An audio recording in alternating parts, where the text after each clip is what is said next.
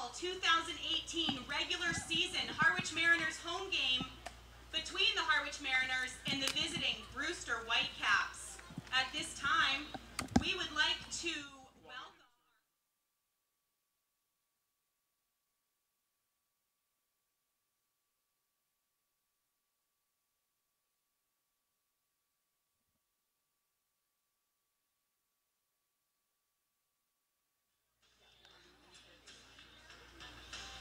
If you want to, you can.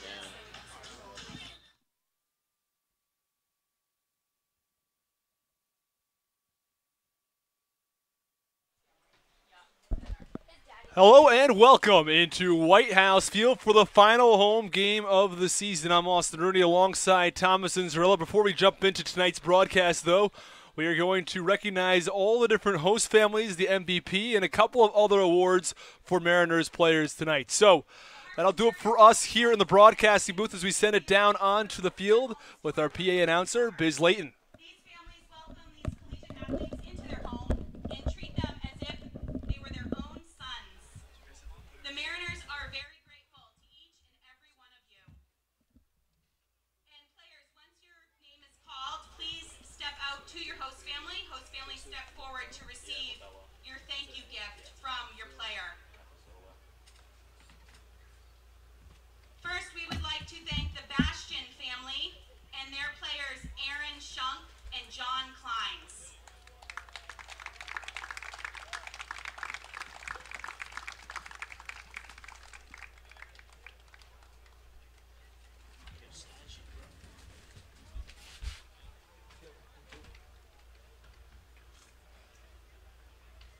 Next, we have the Condon family and their player George Kirby.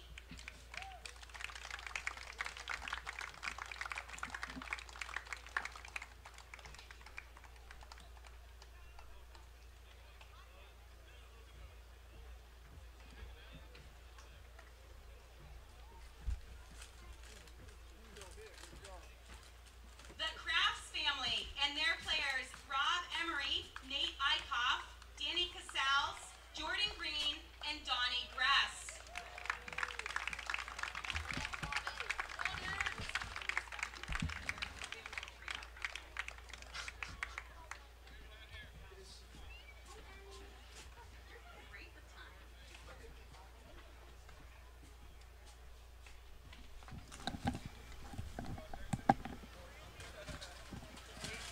We have the Hayes family and their players Stephen Passatempo, Jacob Bradley, and Andrew Miziazik.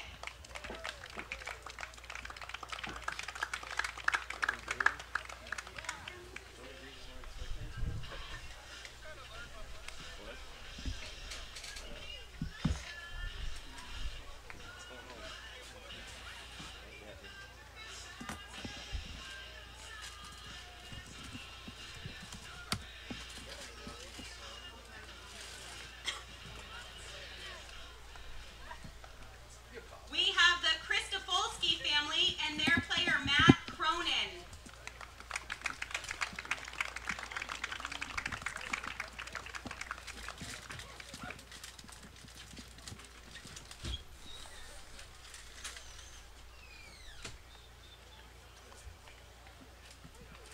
The Layton family and their player Andre Lipsius.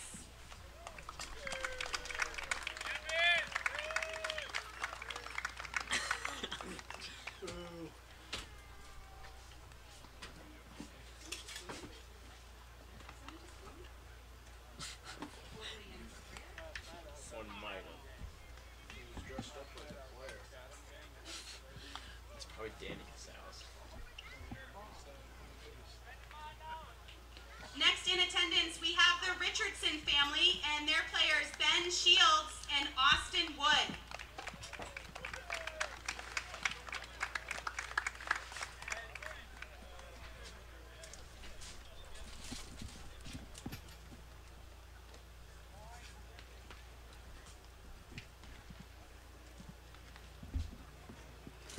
The Roberts family and their players Brian Dempsey and Garrett Pearson.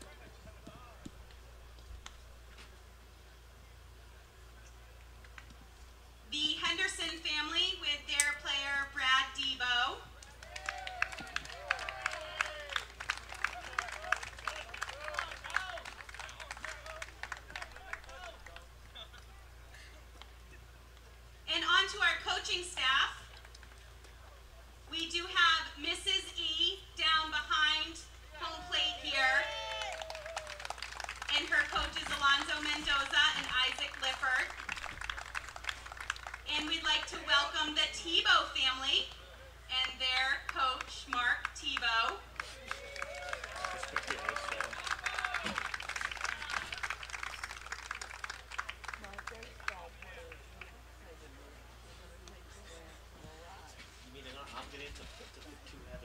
And we have the Young family with his coaches, Mike Garza, Steve Gruenberg, and Ramon Garza.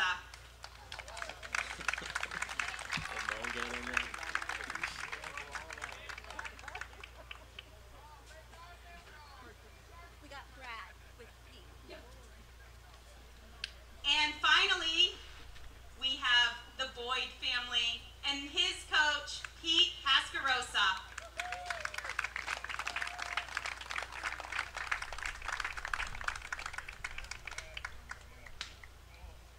Once again, thank you so much. Please, a big round of applause to all the 2018 Harwich Mariner host families.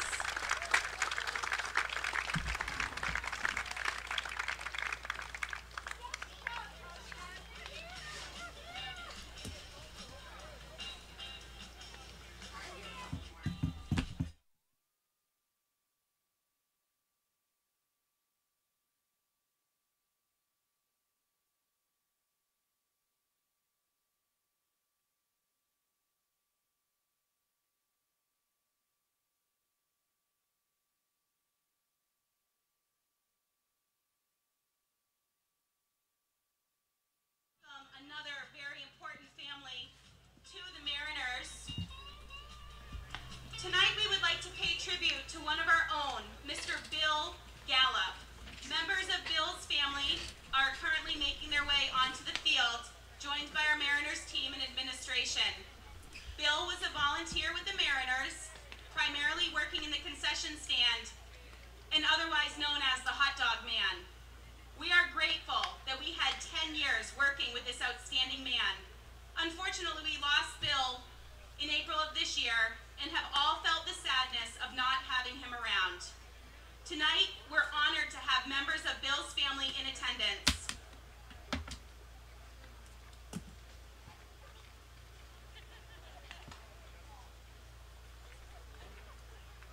Throwing out first pitches of tonight's game are family members who were very close to Bill and catching our Harwich Mariners coaches who all had special relationships with Bill as well. We'd like to welcome Paul Gallup,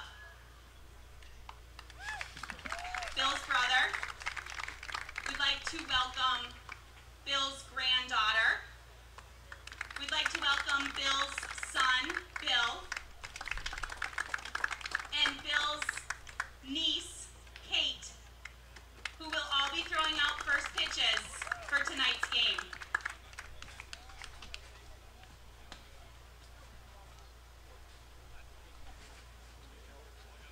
We also would like to welcome Bill's nephew, Chuck, who will be throwing out a first pitch as well.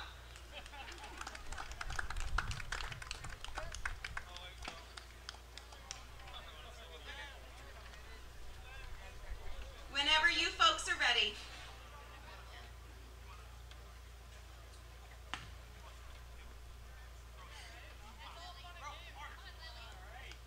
Great job, Lily.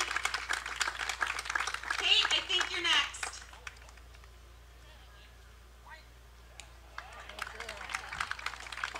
Bill, whenever you're ready.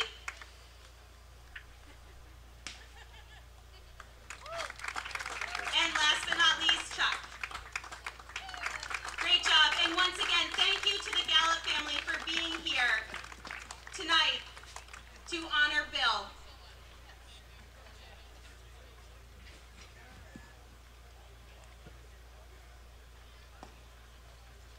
And as the Gallups are exiting the field, we have special presentation that we would like to make to his brother Paul, his wife Michelle, and his son Bill.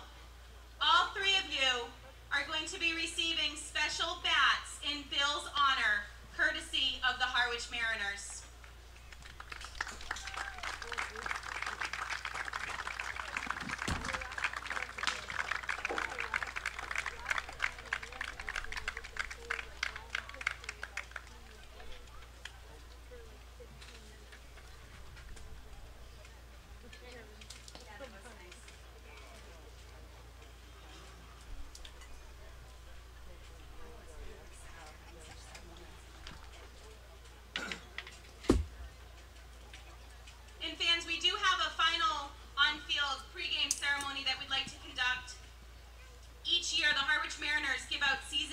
awards to deserving players.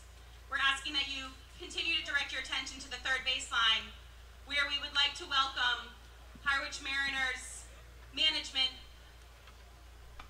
and head coach Steve Engler to present this year's awards.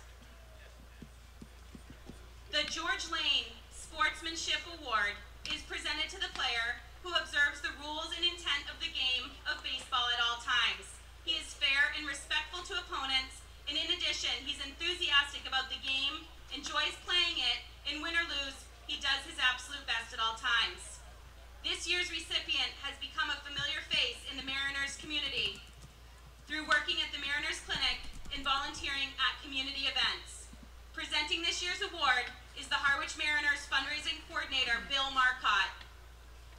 We'd like to congratulate this year's George Lane Sportsmanship Award recipient, Aaron Shunk of the University of Georgia.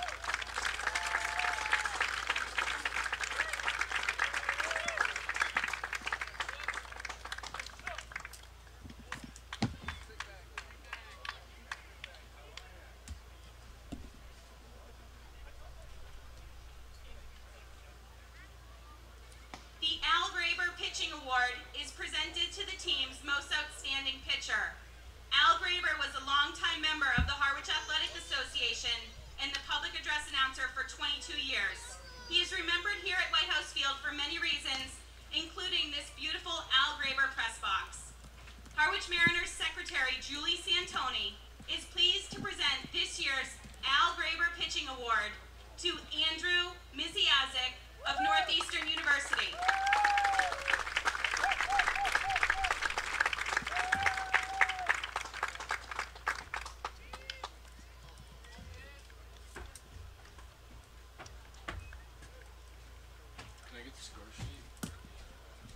The Fred Ebbett 10th Player Award is presented to the Mariner player who has gone above and beyond and most exceeded expectations. He has stepped into play many different positions and has provided leadership on the field. Fred Ebbett was the former commissioner of the Cape Cod Baseball League, primarily remembered for introducing wooden bats to the Cape League in 1985. Ebbett was a former coach, high school athletic director, teacher, and friend in the town of Harwich. Harwich Mariners General Manager Ben Layton is proud to present this year's Fred Ebbett 10th Player Award to Andre Lipsius of the University of Tennessee.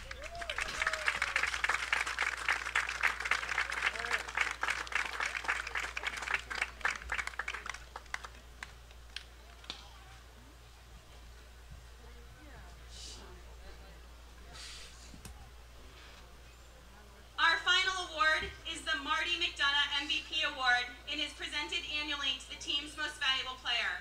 Marty was a long-time umpire in the Cape League and a friend to the Harwich Mariners. This year's MVP will be presented by Harwich Mariners team president, Mary Henderson.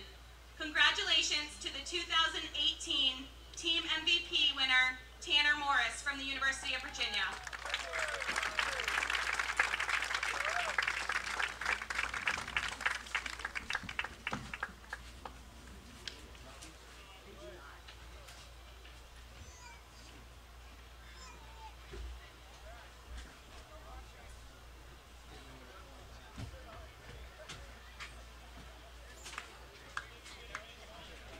Once again, congratulations to all of our winners, and congratulations to the 2018 Harwich Mariners on a wonderful season.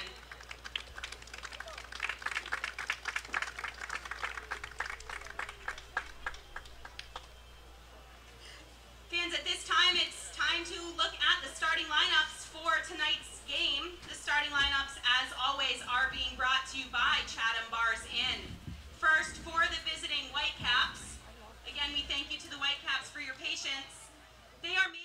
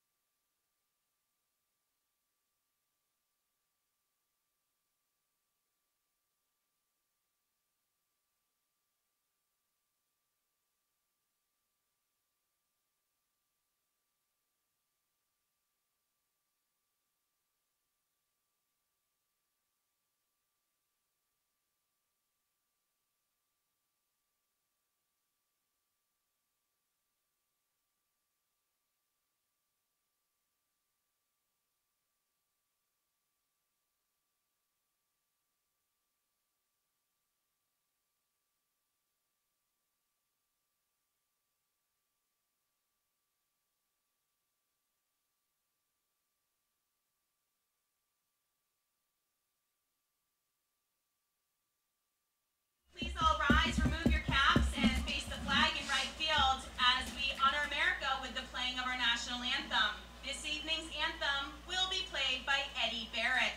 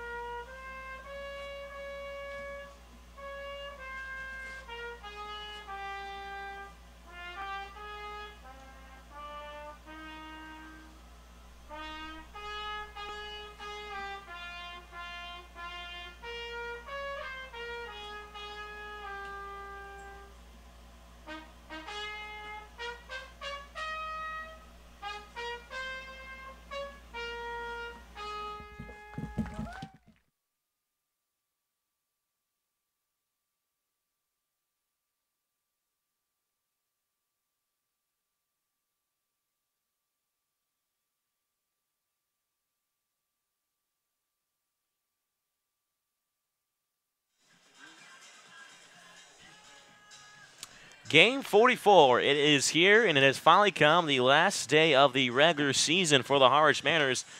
And it's a home game from White House Field against the Brewster Whitecaps. Now both teams are in the playoffs, and thanks to Brewster beating Harwich yesterday, and the Orleans Fibers falling to the Chatham Anglers in Chatham yesterday. So both teams will see some playoff baseball.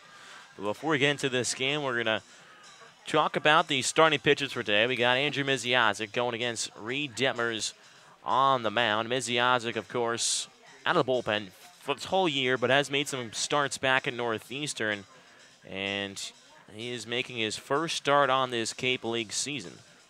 Yeah, Andrew Misiazik has not been a starter for quite a while. Did not start any games this past season at Northeastern. Had a really good season in Harwich. Has allowed just one run since June 21st. That's right, one run since June 21st. Overall, he's allowed a total of 2 runs in 19 1/3 innings of work for a 0.93 ERA. Andrew Misiazik won the Pitcher of the Year award for the Harwich Mariners. He was outstanding. So again, it's been a really, really good season for Andrew Misiazik. And while he has not started, he told me before tonight's game he's looking to go 4-5 innings tonight. So we could see him go pretty deep into tonight's ballgame. And on the mound for the Brewster Whitecaps is Reed Detmers. He's making his second start against the Mariners, making his 6th start overall, 7th appearance. But before we get into Detmers, going to him the next inning, or the bottom of the first inning, we'll take a look around the Mariners defense. Yeah, so playing out in left field for the Harwich Mariners, Nate Eichhoff in center, Ben Norman. In right field, Alex Tappan. Over at third base is Aaron Shunk, and shortstop Tanner Morris. Second base, Danny Casals. At first base, Andre Lipsius. And Logan Driscoll is doing the catching for Andrew Misiazik. And leading things off is Darren Baker, the second baseman out of Cal. He'll face off from the left side against left-hander Misiazik. First pitch, fastball misses the outside corner for ball 1, and we're underway from White House Field. As mentioned before, Baker leading things off. Justin Amos playing right, batting second. Ryan Hogan doing the catching, batting third. As the 1-0 pitch misses down the zone. Count is now 2 balls and no strikes. Chris Wright, first baseman. Brandon Wolf batting fifth, the left fielder. John Tuchillo, the DH, batting sixth. Gage working the shortstop, batting seventh. As the 2-0 pitch is on the outside corner. Cameron Eden playing third, batting eighth. And Alejo playing center field, batting ninth. 2-1 to Baker once more is on the outside corner for a strike 2. Now Darren Baker was dealing with a little bit of a wrist problem this early on, so that's why he's made a late coming here to Cape Cod. Only 15 ABs in 6 games. As the 2-2 pitch is fouled back and out of play. Count remains 2 balls and 2 strikes. Now Baker, he is the son of Major League manager Dusty Baker. Of course, Dusty having a couple stints with the Reds and the Nationals. As the 2-2 pitch is line fouled on the left field line. Counting remains 2-2. Now Dusty did make his way up onto Cape Cod to watch his son Darren. Him and coach manager Jamie Shevchik for the Whitecaps actually had a little bit of a fishing trip, which is kind of nice, as a 2-2 fastball runs below the knees. Count at 3 balls and 2 strikes on the leadoff hitter Baker. It's been a hot and humid day. Temperature at 78 degrees at first pitch. 3-2 fastball runs off the plate, and Baker works the leadoff walk for the Whitecaps. So Baker over at first base. Nobody out at the top of the first. Scoreless ball game. Wind blowing out towards left field, left center. It is now the right fielder out of Tennessee, Justin Ammons, who will step into the left side. Ammons, of course, played for the Mariners for 1 game. That was the 2nd game of the year in Wareham. And has now been a converted Whitecap ever since, recording 59 ABs. Batting .254, Ammons shows bunt as the first pitch misses up above the letters for ball 1.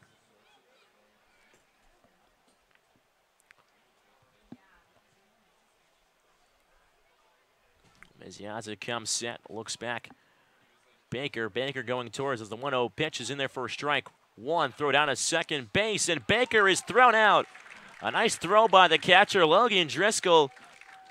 And it wipes out the runner on base for the Whitecaps, as there's now 1 out of the inning as Baker is thrown out trying to steal second base. Perfect execution by the Harwich Mariners defense. Starts with the outstanding throw from Logan Driscoll, and then the tag over at second base to get the speedy Baker.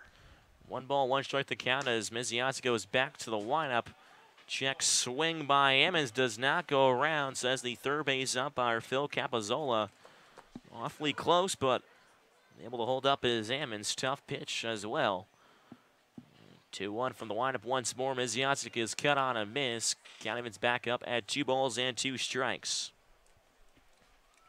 So Ammons looks to get things going again for the Whitecaps, as Baker, who started the inning with a leadoff walk, gets thrown out trying to steal second from Logan Driscoll. The 2-2 pitch from Mizziazza is cut on and missed. And Ammons is the first punch-out victim for Mizziazza this afternoon. Yeah, nice job by Mizziazza to respond after walking Baker.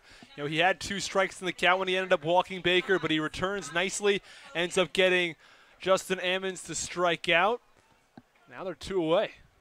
So now as the newcomer in the Whitecaps lineup, Ryan Hogan, the catcher, takes a first pitch for ball 1. Hogan out of St. John's. We talk about newcomers. There are a few newcomers coming and playing this game, not only for the Whitecaps, also for the Mariners. 1-0 pitch has popped up and out of play. A couple guys in this lineup. Alex Tappan, who is in right field tonight, and then Stephen Passatempo, the designated hitter for the Harwich Mariners. Count is 1 ball and 1 strike on Hogan. Hogan played in the Cal Ripken League for the Strasburg Express, as the 1-1 pitch is fouled back in the screen, and count as 1 ball and 2 strikes. Hit .333 there with 3 long balls and 16 RBIs. Looks to continue that success here on Cape Cod as the Whitecaps head towards the postseason. The 1-2 curveball is flying out towards center field. Going back is Norman, and holds off and will make the catch out there just about a few steps shy of the warning track. So Hogan puts some good wood on that ball, but it will fly out to deep center field. And that's how the top of the first will end. After the top of the first, still a scoreless ball game between the Mariners and the Whitecaps. Listen to Mariners Baseball on the Harwich Mariners Radio Network.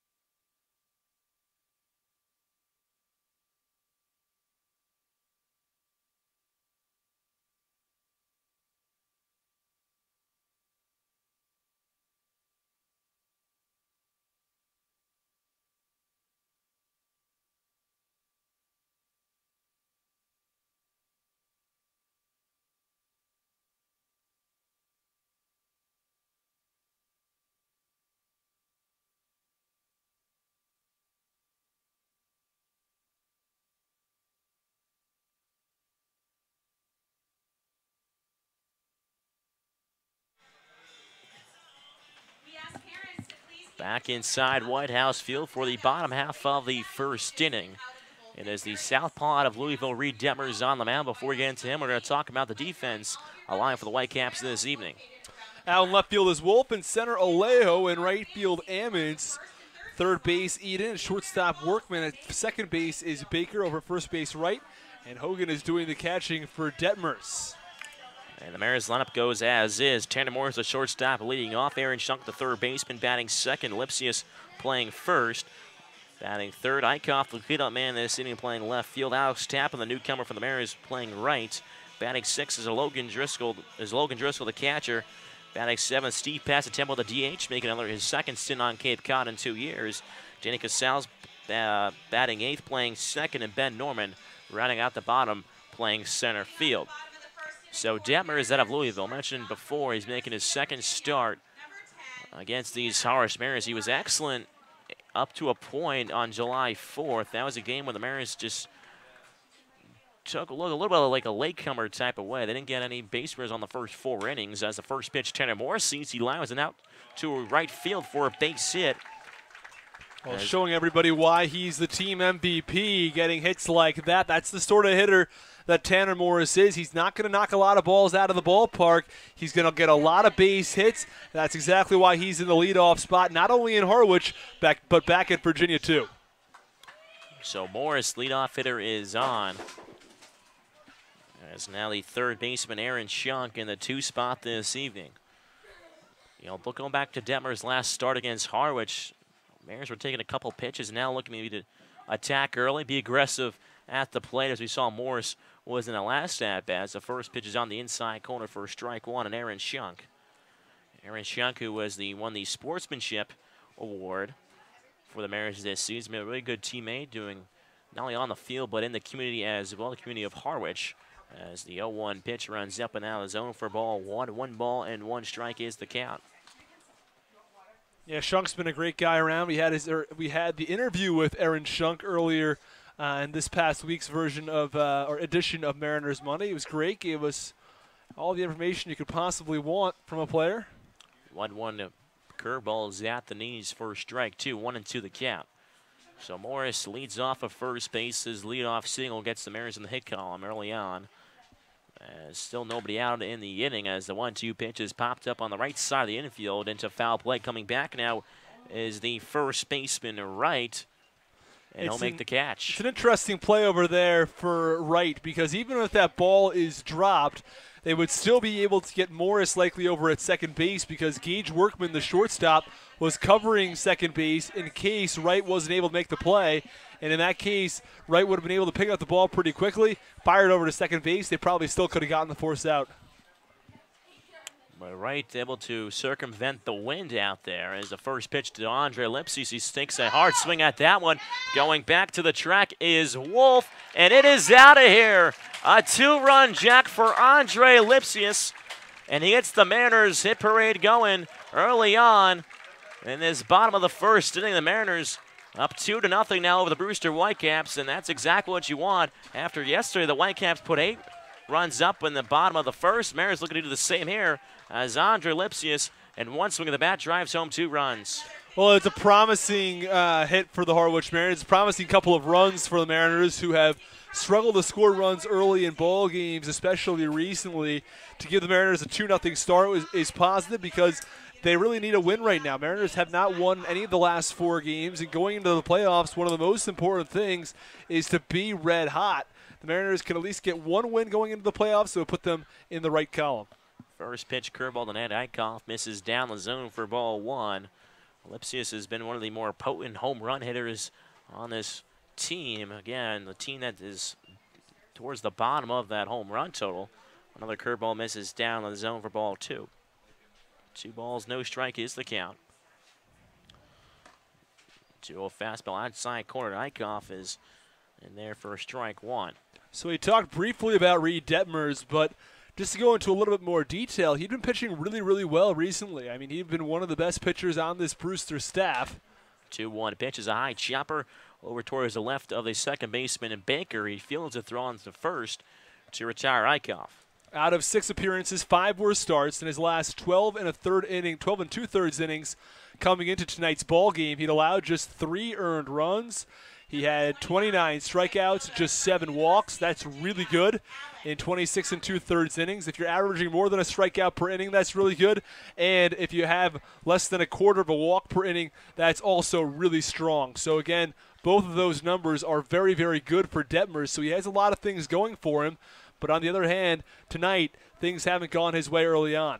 First pitch to newcomer Alex Tappan is at the belt for strike one. The 0-1 pitch is a slow chopper over towards the right of Detmers. He fields it, turns his body, make the throw to first base. And Tappan is retired for the 3rd out in the inning. But the 2-run jack from Andre Lipsius puts the Mariners on the board in the bottom of the first. After 1-2-0 Mariners over the Brewster Whitecaps. Listen to Mariners baseball on the Harwich Mariners Radio Network.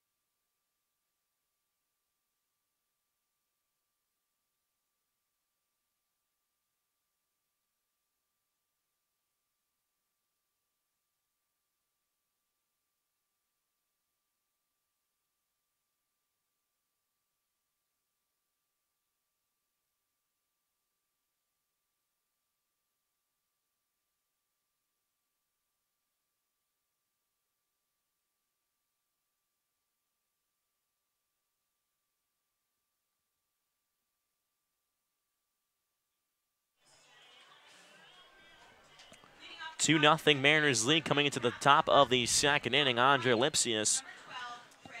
It's a home run to put the Mariners on the board. As it is the 4, 5, 6 hitters due up for the Whitecaps. Miziozic back on the hill after his scoreless first inning. First pitch to the two-way player out of Bryant, Chris Wright, is at the belt for strike one. Wright, who pitched in yesterday's ball game, went 4 innings, 4 hits, 3 runs, 3 of them earned. 1 walk and 5 punch-outs as the 0-1 pitch is popped over towards the home plate area as Driscoll gives it a look, but it just gets out of play. Count is now no balls and 2 strikes. So Wright, who is only hitting 197 at the plate, has done a lot better job on the mound. And 0-2 to Wright, misses off the plate. Count is 1 ball and 2 strikes. As his college coach back at Bryant in Rhode Island, Steve Owens, recent article says he's definitely gonna be a two-way player, and that's a good shot that he's getting a chance here as the 1-2 misses outside, 2-2. 2-2 pitch to Wright is popped up on the right side of the infield. The second baseman Casals goes out towards the grass a little bit, keeps wandering out towards center field area, but will make the grab for the first out. So we now seen 2 pop-ups on the right side of the infield. They just continue to carry along just a little bit more. Yeah, it's been a little bit of a tough day out in the field for the infielders, especially those on the right side. And there's not too much wind, but there's enough so that it's going to sort of move that ball up in the air just enough so it gives the players some issues. First pitch to Brandon Wolf, the left fielder, clips the inside edge for strike one.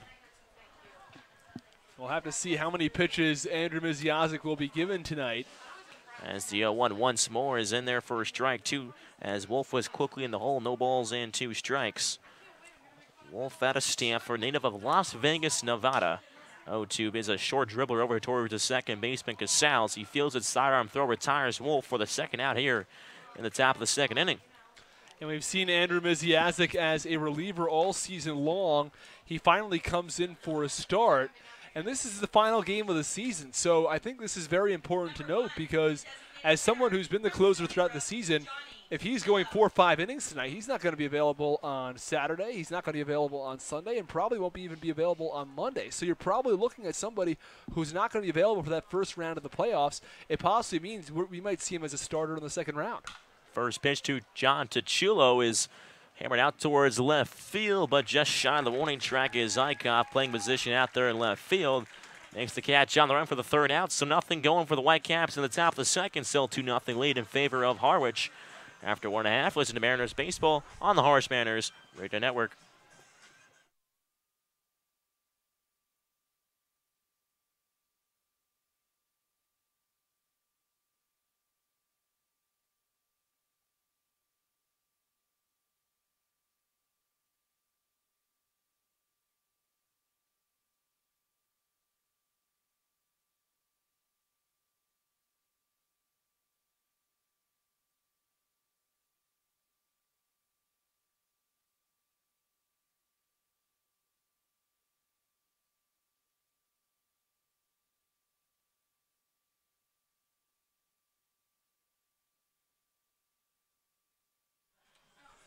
Mariners baseball is brought to you in part by Chatham Bars Inn, a proud member of leading hotels of the world. Cape Cod Healthcare, quality hospitals, superior care. And Curry College. For more information, visit www.curry.edu.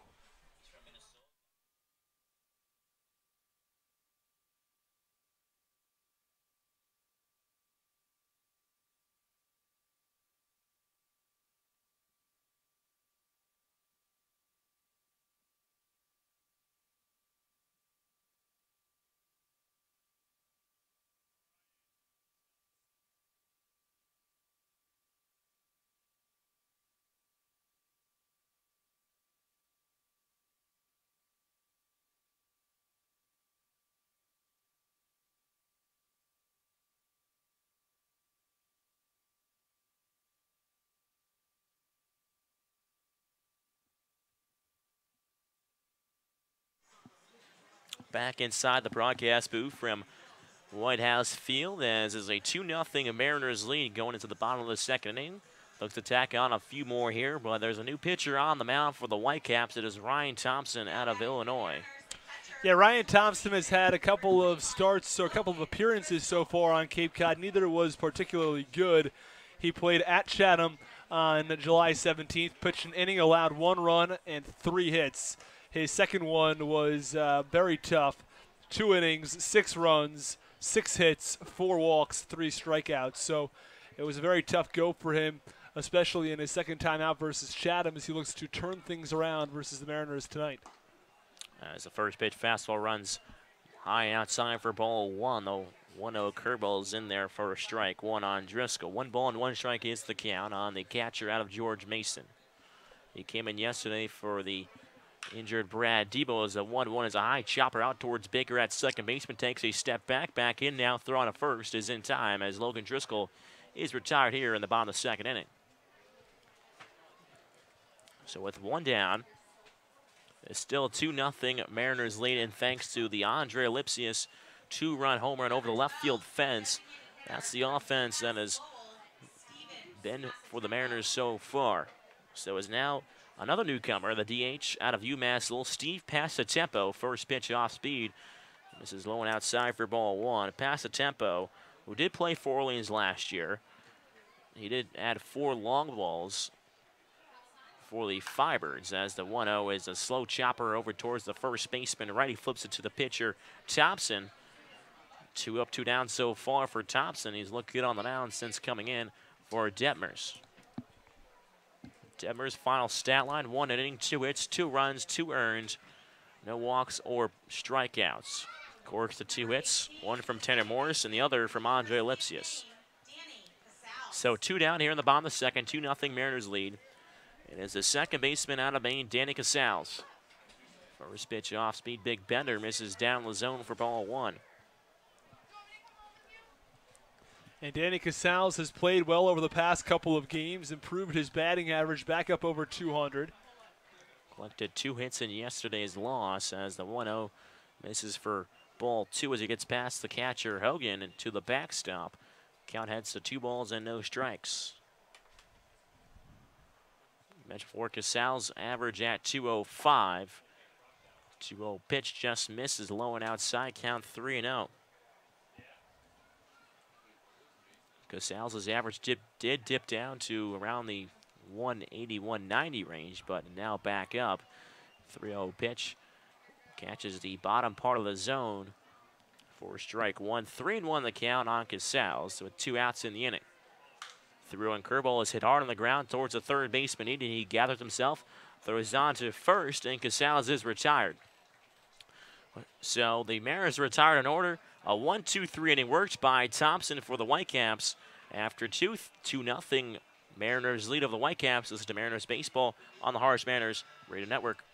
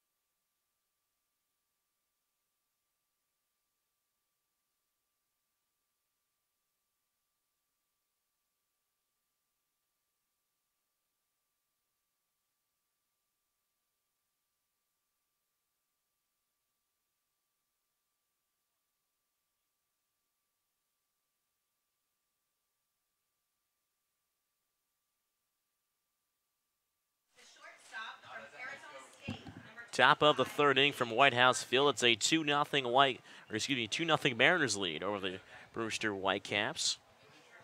It is 7-8-9 to up for Brewster as the first pitch to Gage Workman misses low and inside for ball one. Workman, who went 2 for 4 with 2 RBIs and a run in yesterday's win over the Mariners back at Stony Brook Field. Lefty-righty matchup. The 1-0 is lifted out of play over the first base bleachers for strike one. 1 ball and 1 strike is the count. Yeah, Misiacic has been quite good since entering tonight's ballgame as the starter. He pitched 25 pitches over the first 2 innings, and if he can continue to be this efficient, we could see him go the 5 innings he talked about, possibly even longer. 1-1 pitch is spoiled over and popped out of play for strike 2. 1 ball and 2 strikes to count on the shortstop out of Arizona State, Gage Workman. Unfortunately, we just don't know the pitch count for Andrew Misiacic. 1-2 fastball inside corner as Misiacic nibbles at that corner but doesn't get the call. Just a little bit too far inside. 2 balls and 2 strikes is the count. And since we don't know, again, he said 4 to 5, but there is no one warming up in the Harwich Mariners bullpen. 2-2 pitches fouled off the back foot of Workman. The count remains 2-2. So we'll have to see who the Mariners go to. There are a couple newcomers. You mentioned not only in the starting lineup, but down in that bullpen area as well. So we could see some new faces coming into the game later on as the 2-2 pitch is off the edge of the barrel going down the left field line. It'll drop in for a base hit in front of Eichhoff. Workman takes a turn around first, but will hold it right there as he works a first hit for the Whitecaps in this evening's ball game and the second base runner as well. Darren Baker, leadoff man in this game, worked a walk, but then was thrown out stealing by Logan Driscoll. Just as an update as who has been added over the past couple of days, Alex Tappan, who is playing in tonight's game, was signed. In addition to Luke Scherzer, Steven Passatempo, Rob Emery, and Ben Shields. The 5 players who the Mariners have added over the past day. So still nobody out in the inning. Runner on first base. First pitch to Cameron Eden is fouled back into the screen for strike 1. We saw Garrett Pearson in last night's ball game. Also saw Brian Dempsey and Ramon Garza. And Garza and Dempsey were two lethal guys in that lineup yesterday, really carrying the load. Both of them combined for 6 of the 8 runs.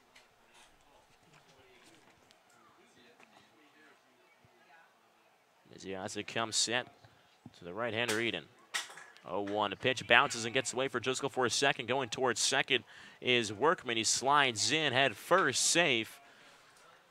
As he'll take a base as the curveball in the dirt just got a bit too far away from the catcher Driscoll, and Workman advances another 90 feet. So still nobody out in the inning. Workman now stands off of second base. Count as 1 ball and 1 strike on the third baseman, Cameron Eden. Waves his bat towards the pitcher, Miziazic. Miziazic comes set from the stretch. The 1-1 to Eden. Fastball up in the zone for ball 2. 2 balls and 1 strike is the count. And we know how Miziazic has been so lethal this year. He's looking to go back to school. And interesting thing is that the Red Sox and the Northeastern Huskies, towards the beginning of spring training, will play an expedition game, and Miziazic so far has not played in it, and so he's telling me that, you know, by one way or another, if he's going to hit a ball, you know, go to the plate, or he's going to pitch, he said he's going to get into that game, and why not play against some of the best players in the MLB on that Red Sox team as the 2-1 pitch misses for ball 3. 3-1 the count on Eden. Miz comes set. Looks back, Workman at second, and fires towards some 3-1 pitch. Runs a bit too inside as Eden turns the shoulder.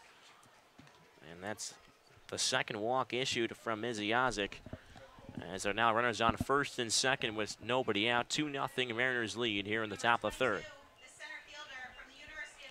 Mariners wearing their home cream uniforms with the red and cream stirrups. Whitecaps wearing their road aqua uniforms with the white pants.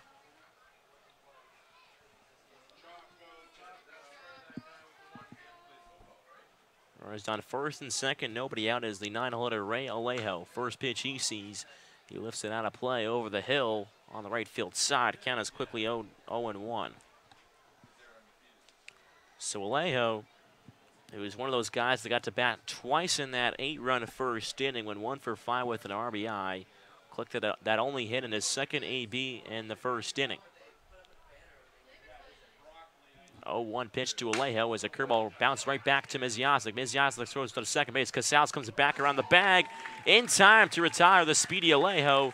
A 1-4-3 double play as Alejo is retired. And surprisingly, they are able to get Alejo. I mentioned before, he's got a lot of speed. He had an inside the park home run back at Stony Brook Field against Orleans just last week, and now grounds into a double play. Yeah, very nicely done, starting it by Miziazic, and he hesitates for a half second, looks over at third base, and then decides to throw to second, back on to first, perfectly executed. 1-4-3 for 2 outs. As the first pitch to Darren Baker is flat out towards left field, and Eichhoff takes a couple steps back, will make the grab, so the Whitecaps strand 1 over at third base, as after 3, still a 2-0, or 2.5, excuse me, is still a 2-0 Mariners lead over the Brewster Whitecaps. This is to Mariners Baseball on the Harwich Mariners Radio Network.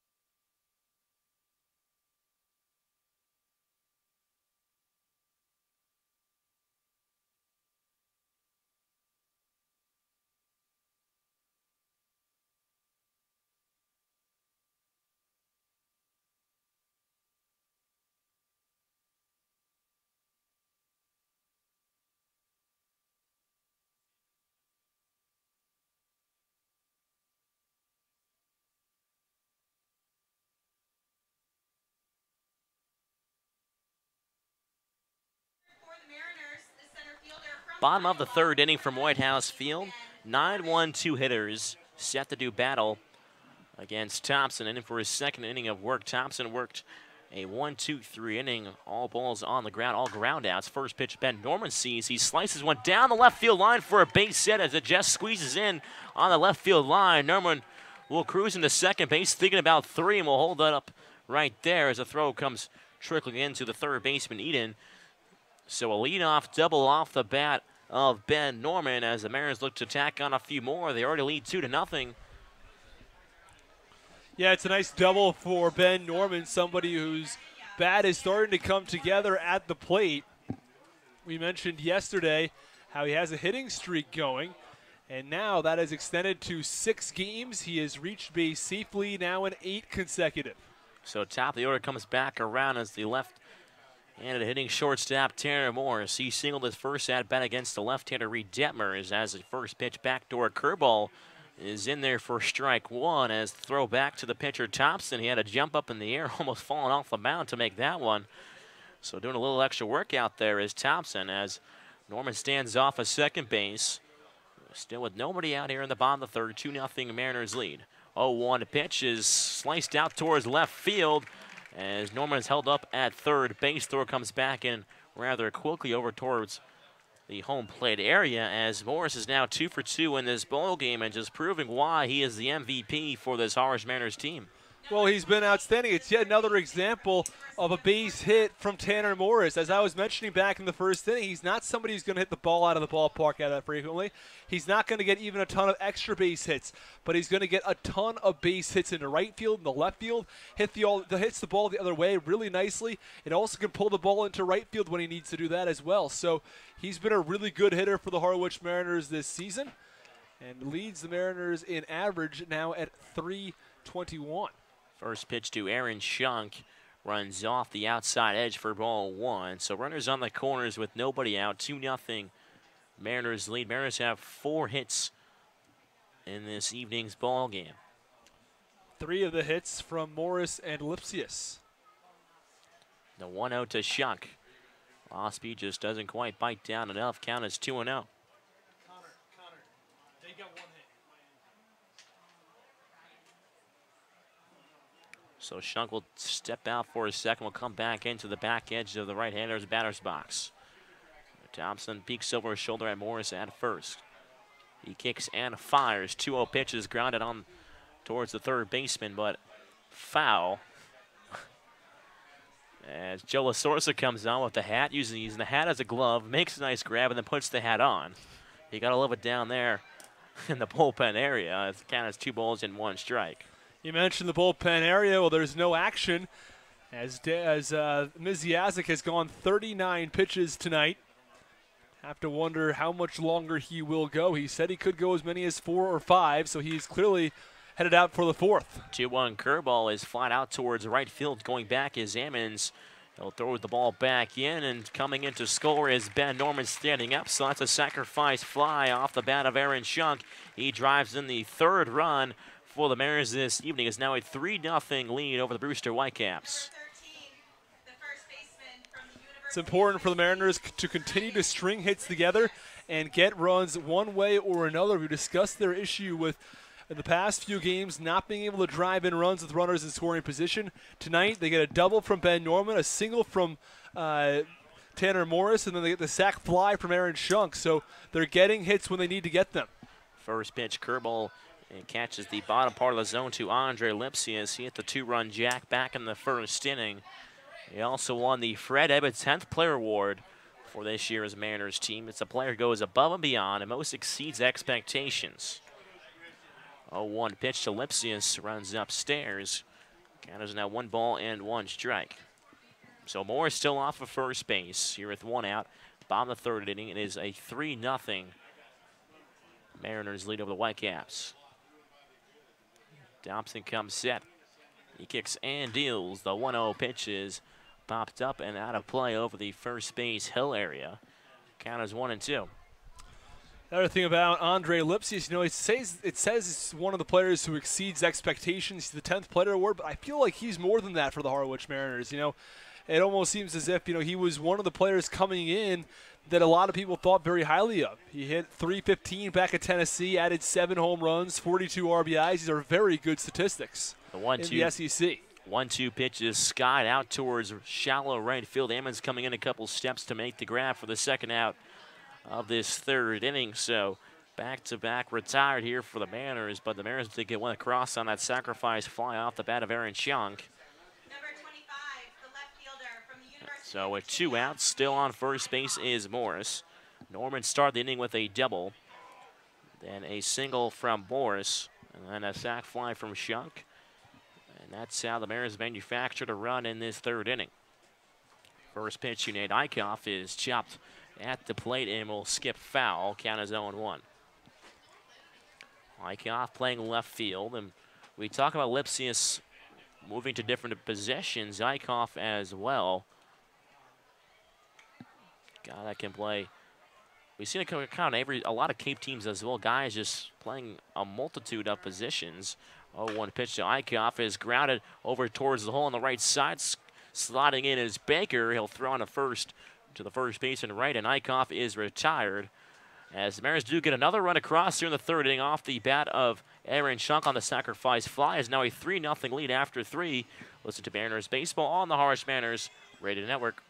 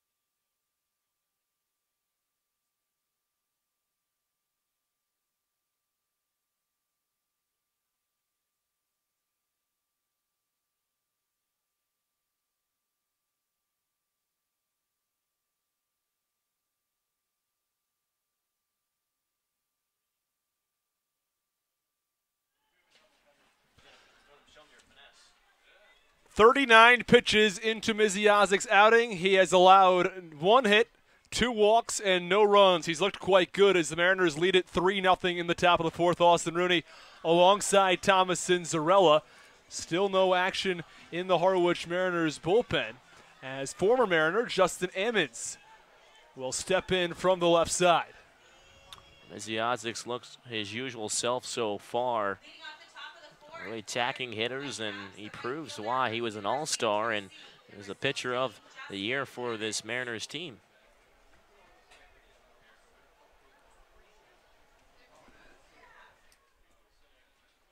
Justin Ammons, the 2-hitter in the Brewster lineup. First pitch from Misiazic on the inside corner for strike 1. Ammons struck out his first time up. Actually, the only strikeout victim from Misiazic tonight is the 0-1 delivery, misses outside, and the count even at 1-1. The Mariners scored 2 runs in the bottom of the first on a 2-run home run from Lipsius, added another run in the bottom of the third from a sac fly off the bat of Aaron Schunk. 1-1 delivery, misses low and outside.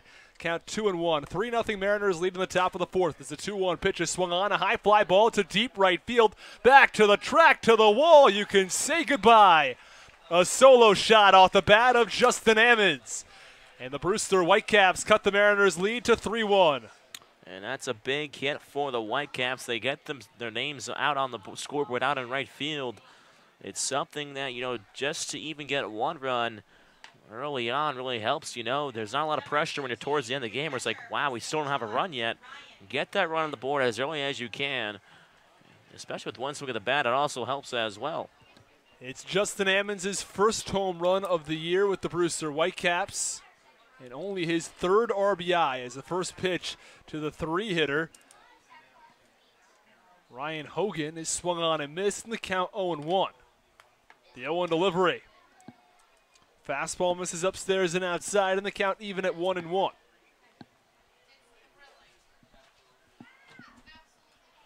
The 1-1 pitch swung on, a high fly ball into shallow right center field. Ben Norman, the center fielder, takes a few steps in and makes the catch for the first out of the inning. We've seen some hard hit balls off the bat of Hogan. Yeah, we saw in the first thing he drove one out towards straightaway center, almost to the warning track. And now, even though that was a high pop-up, still got a good piece of wood on it, got some good contact. And Chris Wright, who is a two-way player, digs in from the left side. First pitch. Breaking ball cut on and missed. A really good one at that from Misiazik as Wright swings directly over that pitch. The 0-1 delivery. Breaking ball misses low and in the dirt, and the count 1-1. In terms of control for Misiazik tonight, it's been pretty good. 29 strikes, 19 balls. The 1-1 delivery. Breaking ball on the inside corner misses, and the count 2 balls and 1 strike.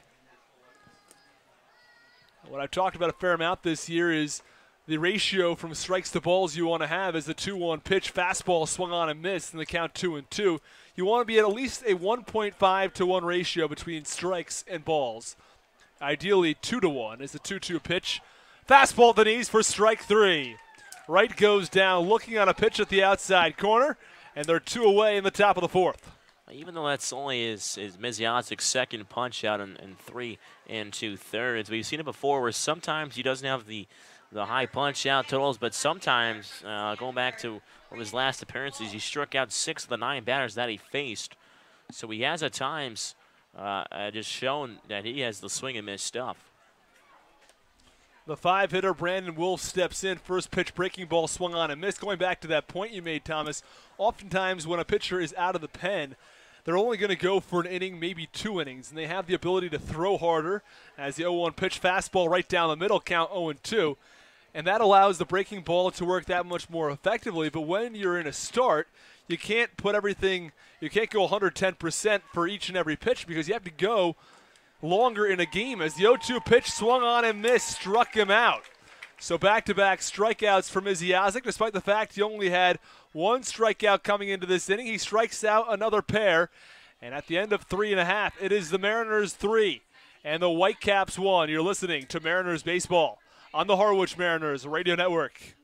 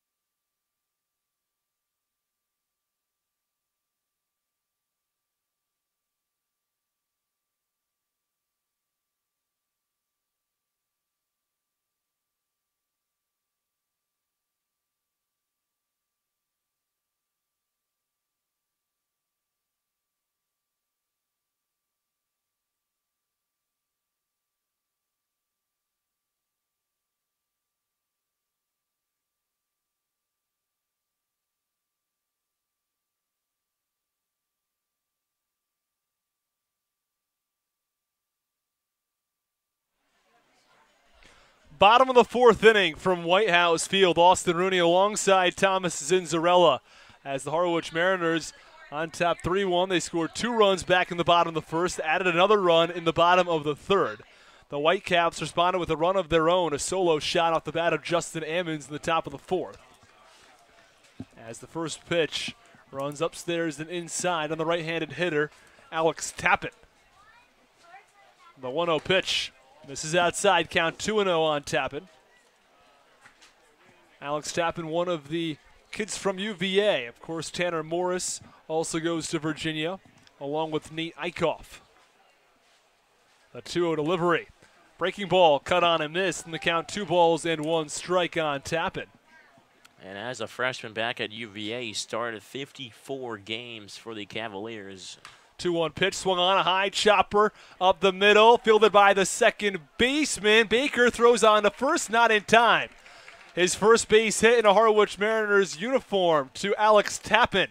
There's a runner on first base with no outs.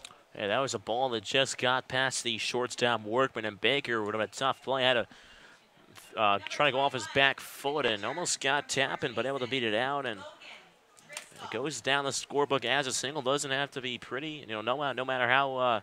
Doesn't have to be pretty as a way. And Logan Driscoll steps in from the left side. Runner on first base, no outs. 3-1 Mariners in the bottom of the fourth. The first pitch, breaking ball misses low. Tappan's going, throw down a second is not in time. Actually goes over the head of the shortstop Workman, but backing up was Baker, so the ball doesn't go into center field. It's a stolen base to Tappan. There's a runner on second base and no outs. And that's one thing the Mariners haven't really done a lot this year. We're talking about not hitting a lot of home runs, but also stolen bases. That's one thing that, Mariners offense, they can't, just jump start their offense and get a run if they need one. It takes some time for them. They got to collect a couple base hits and walks. 1-0 pitch, off-speed pitch, cut on and missed. In the count, 1-1 strike to the catcher Logan Driscoll. The Mariners had 3 catchers at the beginning of the season with Mason Meadows, Logan Driscoll, and Brad Debo, but 2 of the catchers for the Harwich Mariners have since left. Mason Meadows and Brad Debo. Debo still having his last days on Cape Cod. He'll be headed out tomorrow, though. As the 1-1 pitch is swung on and he fouls it off his leg, in the count 1-2 strikes. The number of the players being activated will sort of help to fill that void at the catcher position. Just having depth going into the playoffs is big, and Mariners add a couple guys and all over.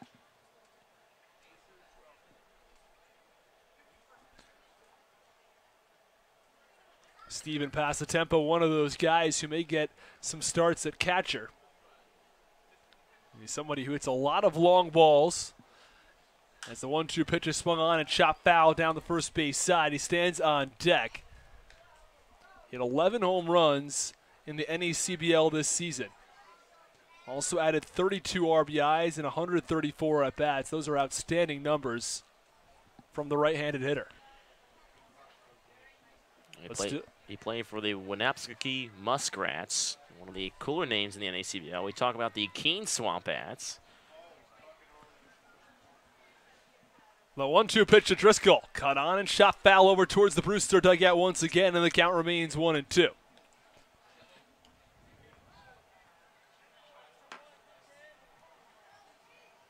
We saw a lot of guys coming up from the Valley League, and now some guys from the NACBL with the playoffs starting. I think either tomorrow or the day after or today. It's coming up a couple of these days. I saw something about that, so that's why you see all these NACBL players coming up. Runner on second base, no outs. The 1-2 pitch swung on, a ground ball over towards second base.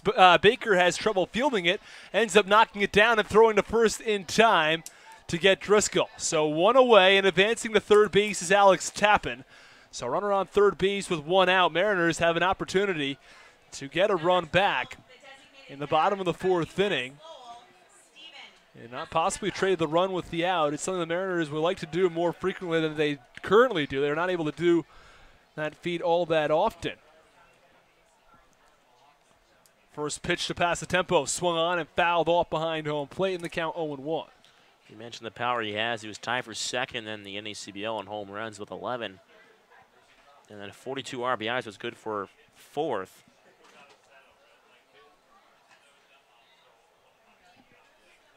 The 0-1 pitch, cut on and missed. Count 0-2. And he also hit a .306 batting average as well. Now last year with Orleans, his batting average dipped a little bit to .227, but added 4 home runs and 16 RBIs. That was just 88 at-bats. He had 134 at-bats for the Muskrats this season. The 0-2 pitch misses just below the knees and a touch inside. And the count 1-2 strikes on Passatempo. So tapping off third, 1 out, bottom of the fourth inning. 3-1 Mariners. The 1-2 pitch to Passatempo. Defensive swing, and he fouls it off over the right side, out of play, and the count 1 ball and 2 strikes. Those late balls on the right-hander can be very dangerous. They can go towards the dugout area or over the dugout and towards the fans. The 1-2 pitch. Swung on and fouled off down the right field side once more and out of play, and the count still 1-2.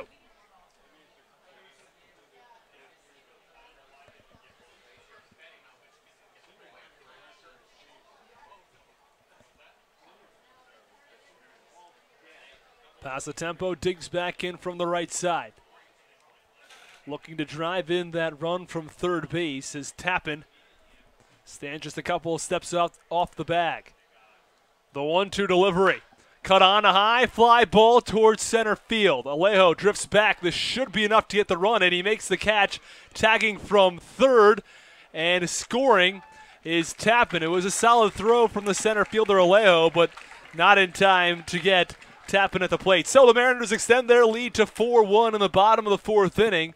2 away as Danny Casals will step in from the right side. Yeah, no, a tough play for Alejo to make, and he made a strong throw, as you mentioned before, but just couldn't quite get a speedy Tappan.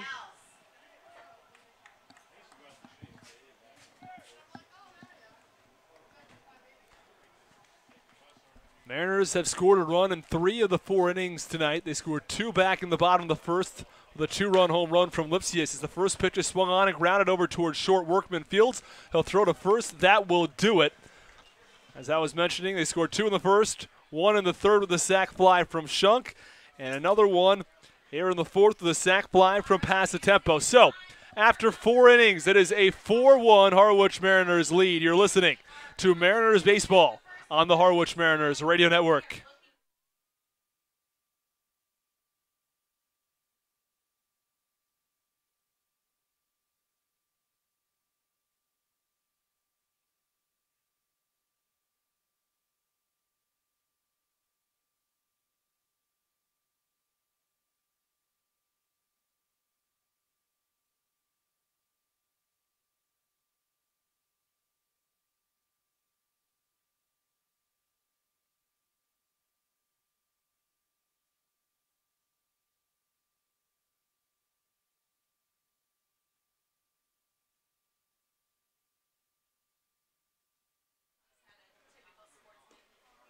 Mariners Baseball is brought to you in part by Chatham Bars Inn, a proud member of leading hotels of the world.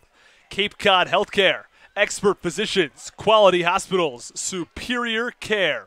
And Curry College. For more information, visit www.curry.edu.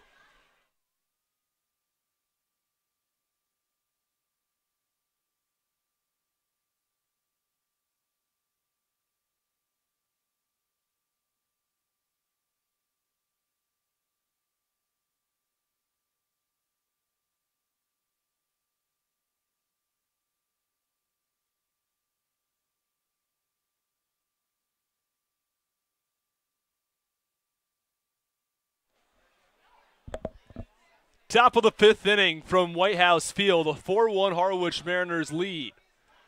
As Johnny Tochillo steps in from the right side. First pitch swung on a soft line drive over towards second base. Casals moves over a couple steps and makes the catch for the first out of the inning. Just 55 pitches thrown from Andrew Miziazik in 4 1/3 innings.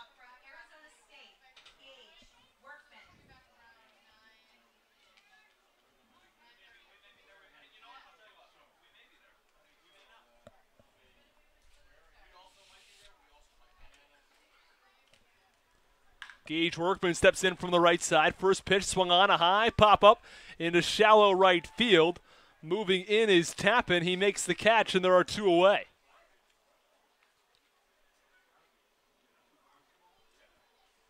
So a quick 2 outs from Miziazik. Takes just 2 pitches, records the 2 outs. Number 9, the third baseman from Cal, Cameron Eden.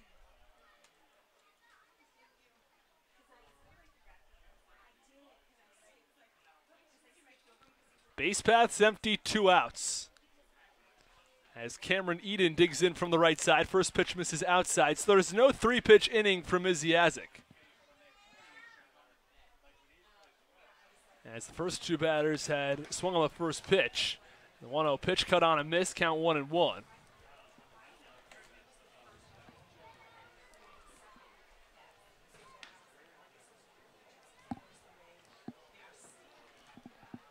The 1-1 delivery misses outside and low in the count, 2 balls and 1 strike on Eden.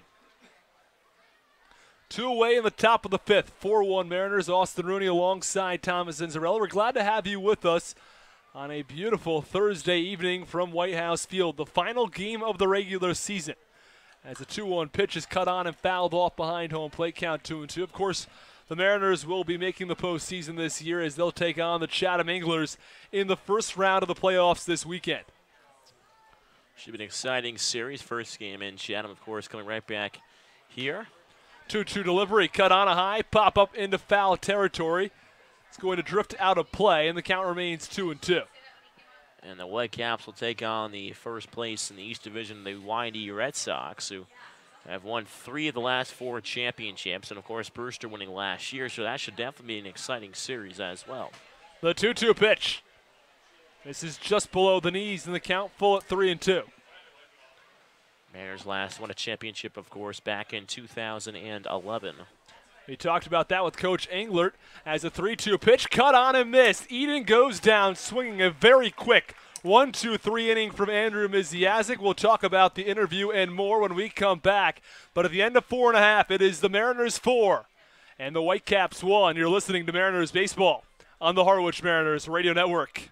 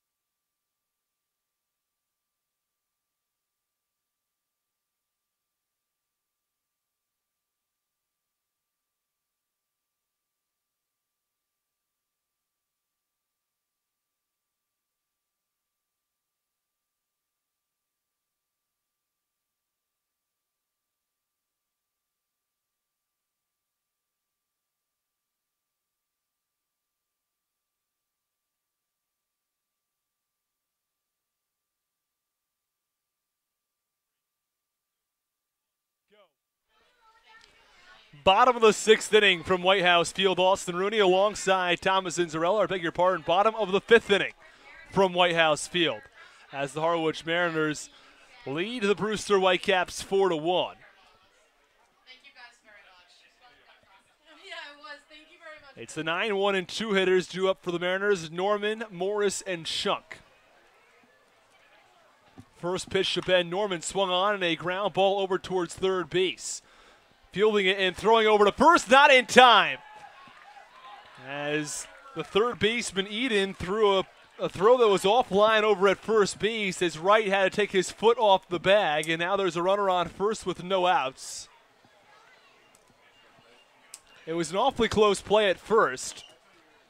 Yeah, it was, and looks like Wright's foot did come off towards the end. The throw was more towards the home plate side, and just had to come off the bag just to try to stretch it out, but unable to make the play. He was right over at first base, and that's an error charge to Eden over at third.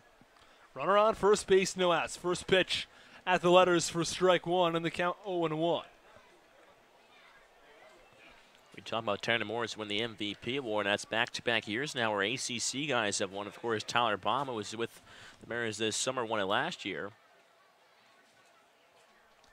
Tyler Baum had an outstanding season last year in Harwich. ERA under 3 this year. He had an ERA under 1, only pitched 12 innings. The 1-1 pitch to Tanner Morris. Swung on. A shallow line drive into left center field. Drops for yet another base hit. Rounding second is Norman. He'll pull on the brakes, and there are runners on first and second with no outs. And Moore is just tearing the seams off the ball right now. I mean, that's 3 hits in his first 3 at-bats. That average will continue to climb in this ball game.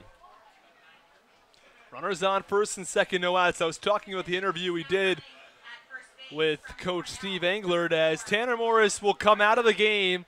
It's the last regular season game he'll play for the Harwich Mariners this season, and he goes 3 for 3. It couldn't be a better ending for the left-handed hitter. I was talking about the interview with Coach Englert as we had him on Mariners Monday today. We posted, of course, on Monday. As the first pitch, breaking ball swung on a high pop-up over towards the Brewster dugout. Now ranging back over is the first baseman right towards the bullpen, and he makes the catch. And tagging and heading over towards second base. Oh, I beg your pardon. It was Ben Norman who was off second base, and he's returning to second base. I saw Norman sliding back in. I thought that there must have been a tag play, but Morris had to slide back in. So Ramon Garza is the pinch runner at first base for Tanner Morris. Leading off second is Ben Norman. Runners on first and second, 1 out. As Andre Lipsius digs in from the right side.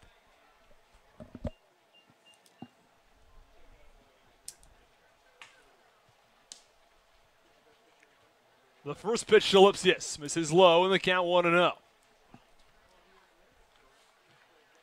Mariners lead 4-1. Runners on first and second, 1 out. Austin Rooney alongside Thomas Zinzarella. We're glad to have you with us this evening.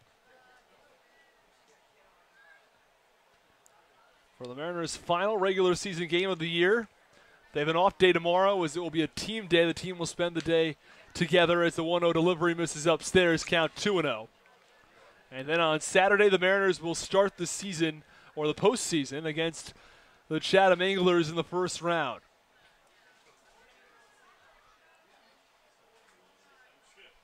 Playoff games are right back here on the Harwich Mariners radio network.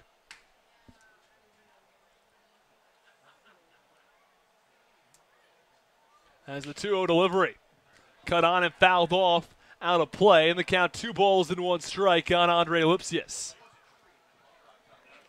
I wouldn't be surprised either if we can continue to see some substitutions. We see that Morris was taken out of the game for Garza. Again, you know, last game of the year, not much for either team, so it doesn't mean anything, you know, just maybe a win or loss kind of ranking-wise.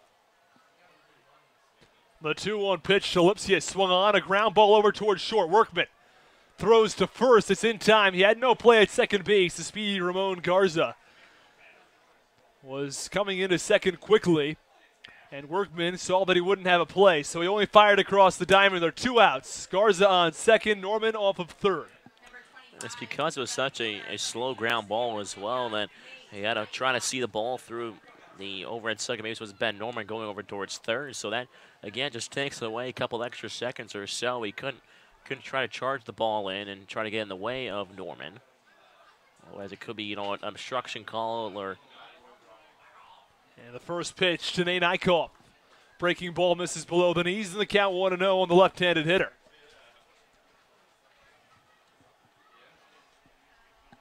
There is information about Eichhoff's nickname in this upcoming week's podcast. His nickname, Salty. You can hear all about that and more on Monday with our conversation with Coach Steve Englert. As the 1-0 pitch is cut on and missed, and the count 1 ball and 1 strike on Eichhoff, who is in left field tonight.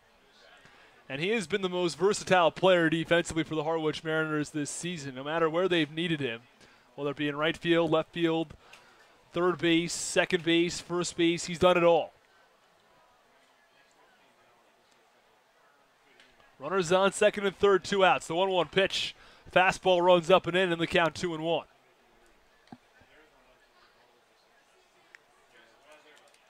And we've seen him be, you know, move all around the diamond, and not only with the glove, but with the bat as well. A guy that's average has climbed since the start of this season. He got off to a slow start, that's for sure, as the 2-1 pitch is on the outside corner, count 2-2. As he started 0 for his first 28, but he rebounded afterwards and started putting together a lot of hits and a lot of hits quickly, and he's been one of the Mariners' more consistent players. Since then, he's hit just a touch under 300. The 2-2 pitch to Eichhoff misses low and in the dirt as it bounces before home plate, and the count runs full at 3-2 on Eichhoff. Garza off second, Norman off third. 2 outs, bottom of the 5th inning, a 4-1 Mariners lead.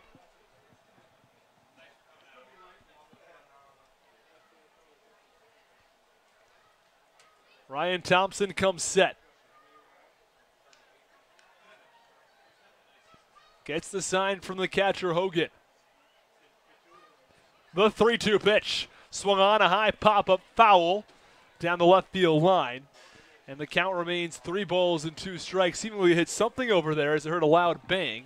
I think it hit the BP cage over there, or it hit the storage shed that's down there.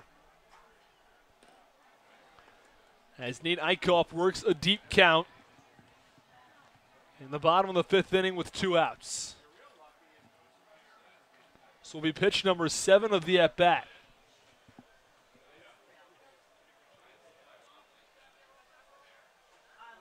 The payoff pitch misses inside. Eichhoff draws a walk, and the bases are loaded with 2 outs. There's a big spot now for the Mariners, even though there's 2 outs. They had the bases loaded. They already had 2 men in scoring position, but now with 2 outs, they could possibly score 3 on an extra base hit. Really open things up here in this ball game. And it's Alex Tappan, who had a single, stole a base, and came around to score his last time up in the bottom of the 4th. Bases loaded, 2 outs in the bottom of the 5th for the Harwich Mariners as they look to extend their 4-1 lead. The first pitch of Tappan, breaking ball cut on and missed. And the count 0-1.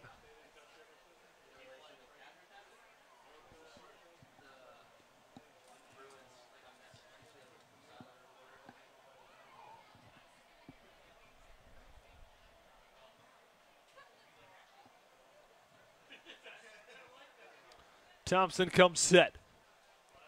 The 0-1 pitch to Alex Tappan. Swung on, line drive up the middle for a base hit. Norman scores. Rounding third is Garza. The throw to the plate is not in time. A 2 RBI single from Alex Tappan. And the Harwich Mariners lead this game 6-1.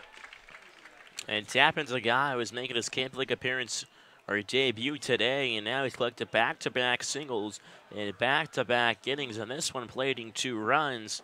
A lot of confidence for this youngster at first base right now. He's played really well since arriving in Harwich. 2 for 3 tonight. He scored a run back in the 4th. He drives in 2 more in the bottom of the 5th. There's a pitching change, though, from White House Field as Ryan Thompson comes out of the game. We'll step aside and sort out the details when we come back. It's 6-1 Harwich. Runners on first and second, 2 outs. You're listening to Mariners Baseball on the Harwich Mariners Radio Network.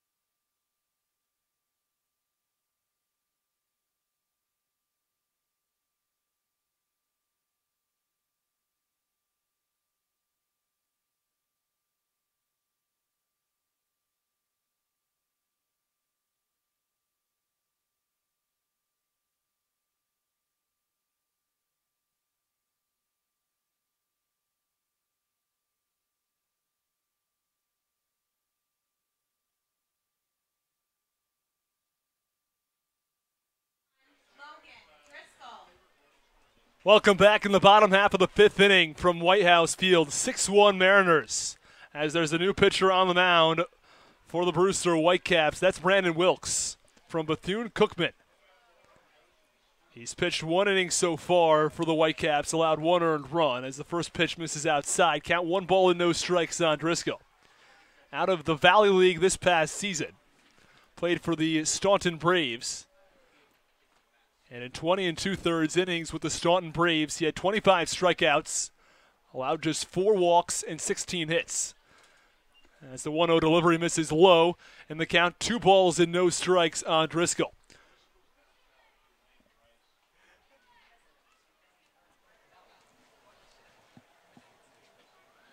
Eichhoff off second, Tappan off first. The 2-0 pitch. Swung on and a 2-hopper over towards second. They flipped to second for the final out of the inning. So, at the end of 5 innings of play, it is the Harwich Mariners 6 and the Brewster Whitecaps 1. You're listening to Mariners Baseball on the Harwich Mariners Radio Network.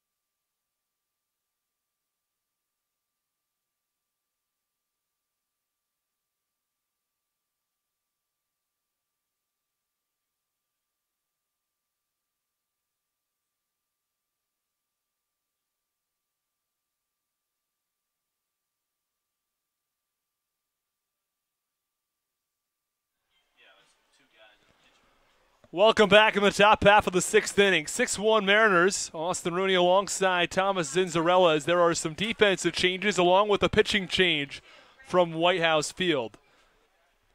New pitcher for the Harwich Mariners is Ben Shields out of UMass. As the first pitch from the left-handed pitcher misses outside and the count 1-0. As Ray Alejo, the 9-hitter, steps back in. The 1-0 delivery misses low from Shields, and the count 2-0. The defensive changes for the Harwich Mariners. Coming in at shortstop is Ramon Garza. He'll replace Tanner Morris. He pinch ran for him earlier in the bottom of the 5th. The 2-0 delivery misses upstairs and outside, and the count 3-0. And a new catcher for the Harwich Mariners making his debut is Ray Emery. The 3-0 delivery misses below the knees, and it's a 4-pitch walk issued to Ray Alejo. Before we go any further, though, let's talk about the very impressive night from Andrew Miziazik. He goes 5 innings, allows 2 hits, 1 earned run on the home run, 2 walks, 4 strikeouts. Only pitched 65 pitches or so. I thought that there was a good chance he'd be coming out for the 6th, but after 65 pitches, they say that's enough. And they go to the bullpen. Well, especially for a guy that doesn't, not used to maybe that pitch count. And the leadoff hitter for the Whitecaps, Darren Baker, squares around a bunt and bunts it foul down the first base line. Count 0-1. every time Midziaza comes in the mound, you expect a good outing, and he provides the Mariners with a great one today. 5 innings of work, only 2 hits allowed, 1 run, 1 earned on the long ball from Justin Ammons with 2 walks and 4 punch-outs.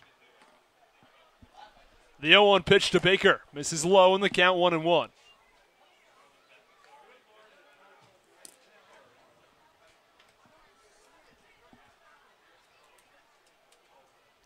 Runner on first base, no out. Top of the 6th inning. 6-1 Mariners lead. The 1-1 pitch. This is upstairs, count 2-1. And a large secondary lead from Alejo after the ball popped out of the mitt of Emery.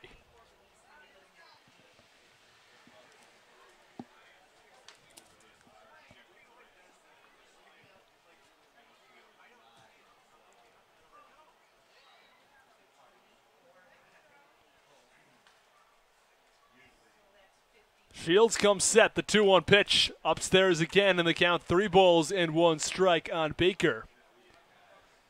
Now 7 balls, just 1 strike for the left-hander since entering the ball game to start things off in the top of the 6th.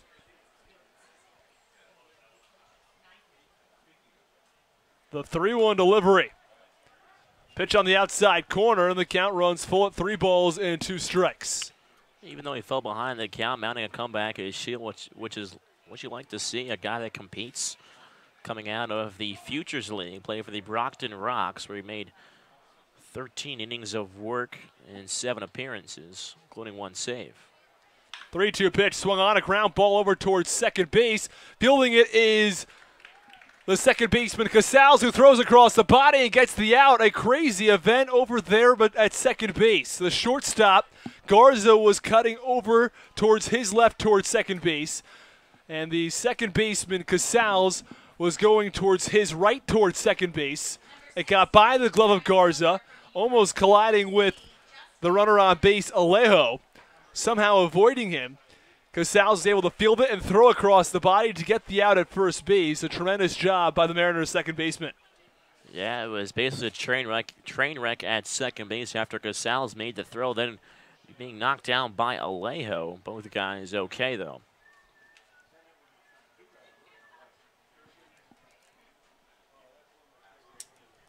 Runner on second, 1 out. The first pitch to Justin Ammons misses upstairs, and the count 1 ball and no strikes. Ammons responsible for the lone run scored by the Brewster Whitecaps on the solo home run towards right field. And Ramon Garza having a quick chat with the new pitcher for the Mariners, Ben Shields. Just to tell him to keep an eye on Alejo. I won't be surprised if he maybe tries to take third, and if he gets a good jump and gets a good lead. Alejo has a ton of speed. And Shields has had trouble finding the strike zone. 3 strikes, 8 balls from the left-handed pitcher. The 1-0 delivery. Misses below the knees in the count, 2 balls and no strikes.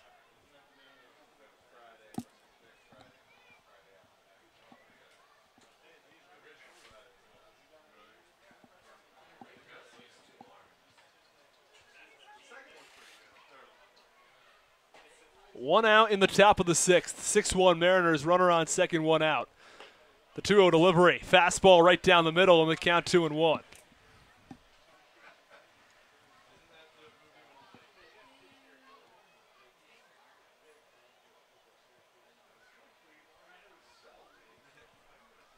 Ammons digs back in from the left-handed batter's box. Alejo off second. He goes 2-1 pitch in there for a strike. Throw down to third is not in time. The very speedy Ray Alejo steals third base, just barely gets in there safely. I was just about to mention it to you. I mentioned before, I won't be surprised. He was dancing over at second base. I would have thought that Shields might have turned over and just looked over, even if he stepped off and didn't throw over. But Alejo reads it perfectly and times it perfectly, and they'll take a bag over at third base. It was a nice throw by the catcher, Emery, but it just wasn't quite in time to get Alejo. The 3-2 pitch is swung on and missed. It's in the dirt. The catcher, Emery, picks it up and fires over to first base to get the out. So, 2 away in the top of the 6th. Runner on third base. And Ben Shields has settled down nicely after his rocky start. And again, sometimes coming into Cape Cod, it's a big environment. You're playing in front of a relatively large crowd. And it's the best of the best of collegiate baseball players. And the first pitch to the three-hitter.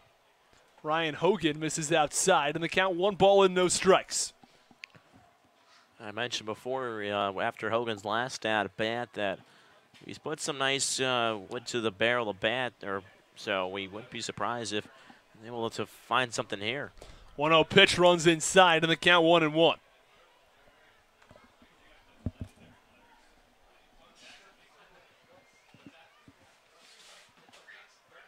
Alejo leads off third.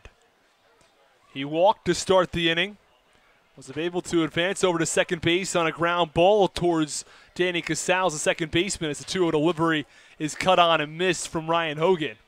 And they managed to steal third base in the at-bat to Justin Ammons. So he leads off third with 2 outs. Hogan from the right-handed batter's box. The 2-1 delivery. Swung on and missed. Nice pitch from Shields. Just a touch below the knees. And the count 2-2. Yeah, nice pitch there from Shields. Fall behind the count, but again, showing he compete and fight back in these counts and try to retire these Whitecaps hitters. Alejo's only 90 feet away from scoring, so.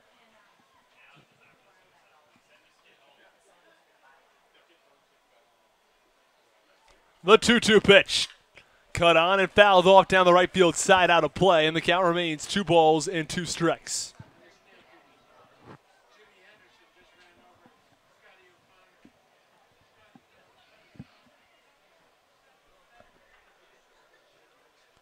The final regular season game for the Harwich Mariners tonight versus the Brewster Whitecaps, as the 2-2 pitch is cut on a high pop up behind home plate. Emery gives it a look, but it goes out of play, and the count remains 2-2.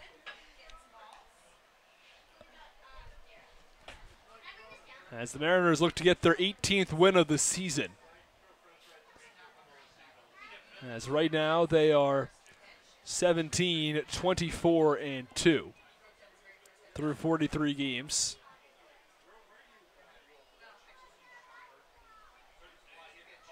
And they'll take on the Chatham Anglers in the first round of the playoffs. The 2-2 pitch swung on and chopped foul over towards the Mariners dugout, and the count remains 2-2.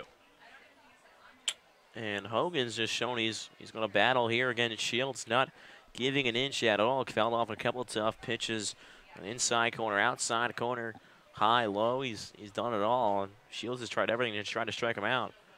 The 8th pitch of the at-bat, swung on and missed. Shields strikes out Hogan, and after a long battle, at the end of 5.5, it's the Mariners 6 and the Whitecaps 1. You're listening to Mariners Baseball on the Harwich Mariners Radio Network.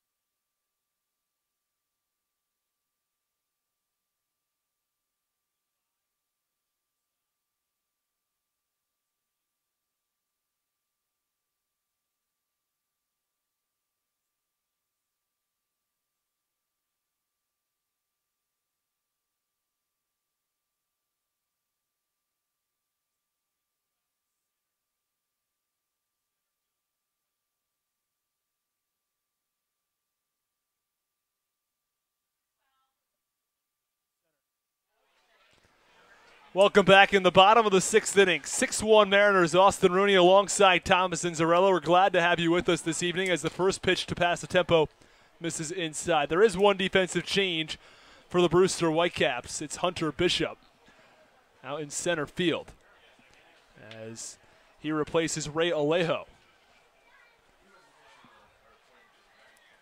We mentioned Passatempo's power as the first pitch runs inside and the count 2 balls and no strikes. Hitting 11 home runs in the NECBL. Was with the Orleans Firebirds last year where he hit 4 home runs.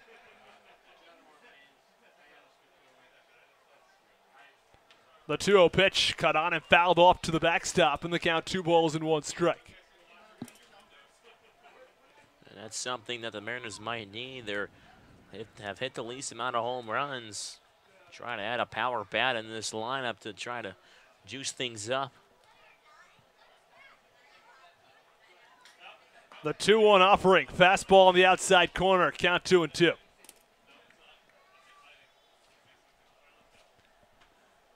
Five new players arriving on Cape Cod today for the Harwich Mariners. As the 2-2 delivery. Cut on and missed. Breaking ball from Wilkes.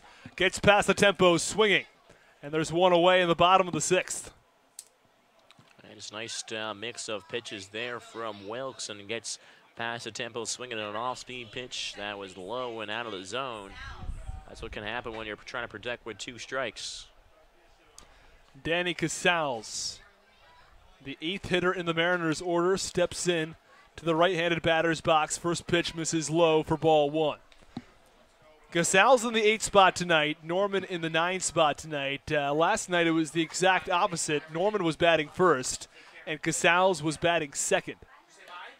The 1-0 delivery misses inside, and the count 2 balls and no strikes.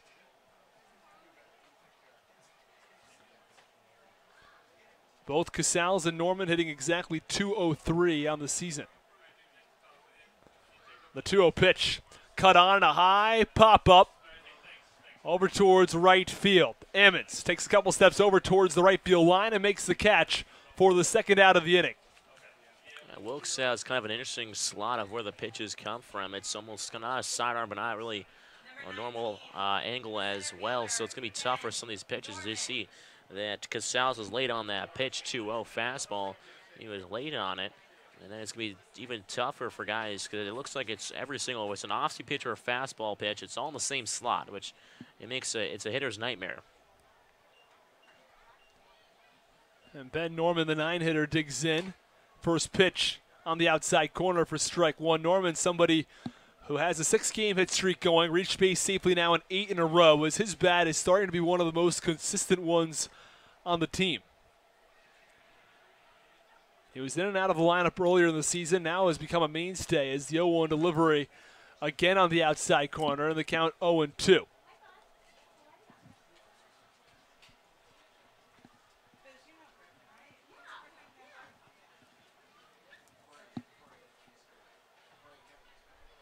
Wilkes comes set, the 0-2 pitch. Misses below the knees with a fastball on the count 1-2.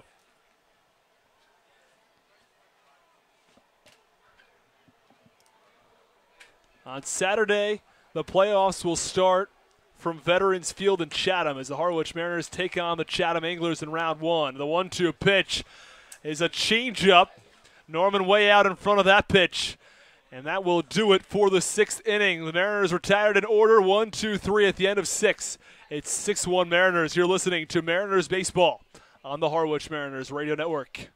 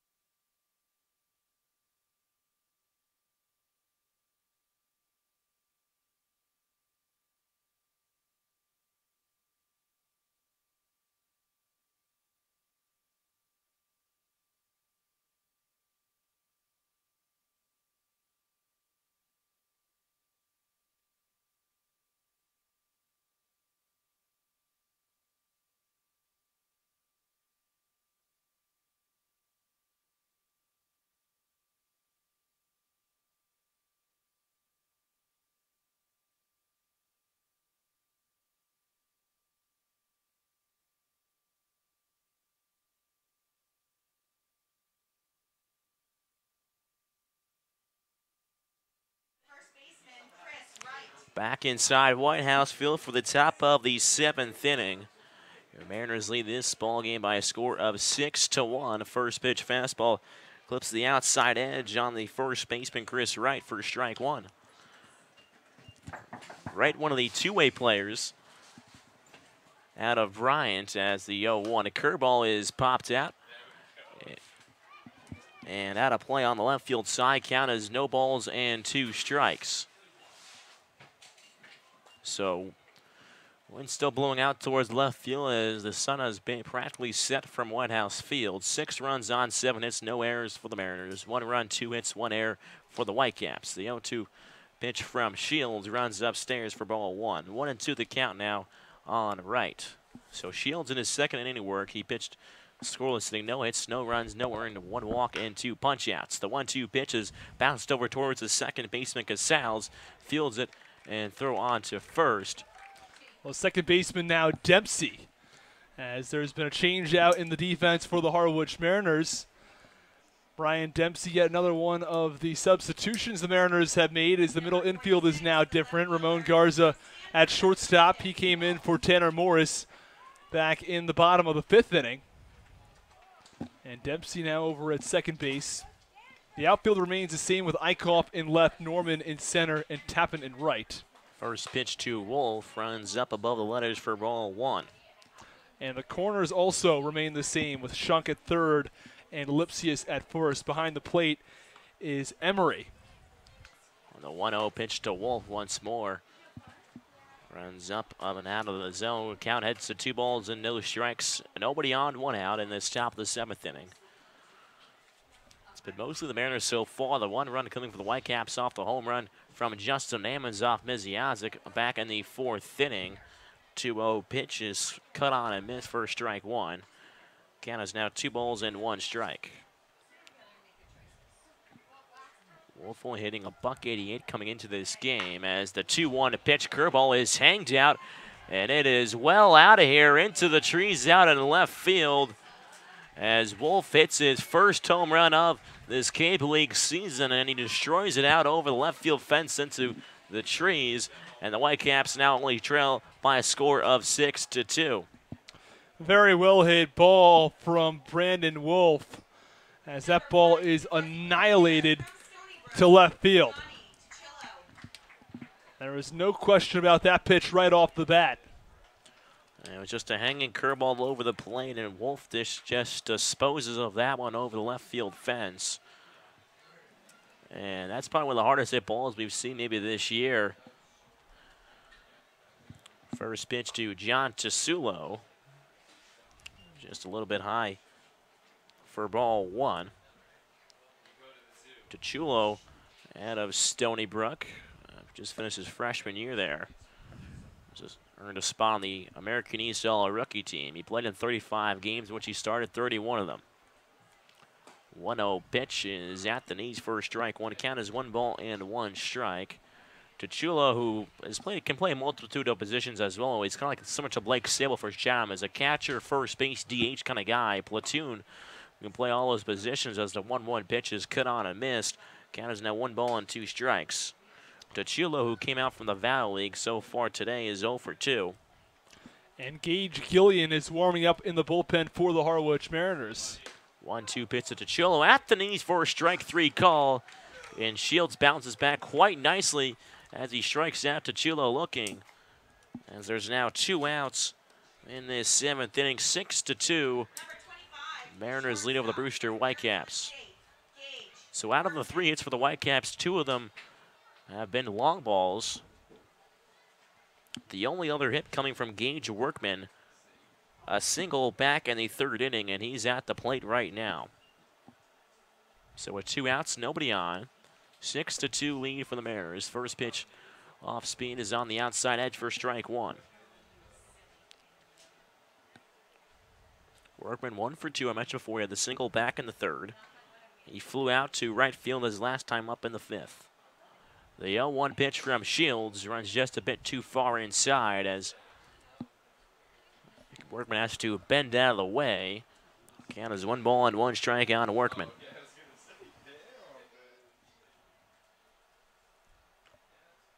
Shields works from the windup. The 1-1 offering is a high fly ball out towards shallow left field. Left for the Eichhoff working in just a tad. And will secure the catch for the third out here in this 7th inning. And after 6.5, it is a 6-2 ball game in favor of the Mariners. The home run for the Wolf narrows it down to a 4-run deficit, but the Mariners still hold the lead. Listen to Mariners baseball on the Harwich Mariners Radio Network.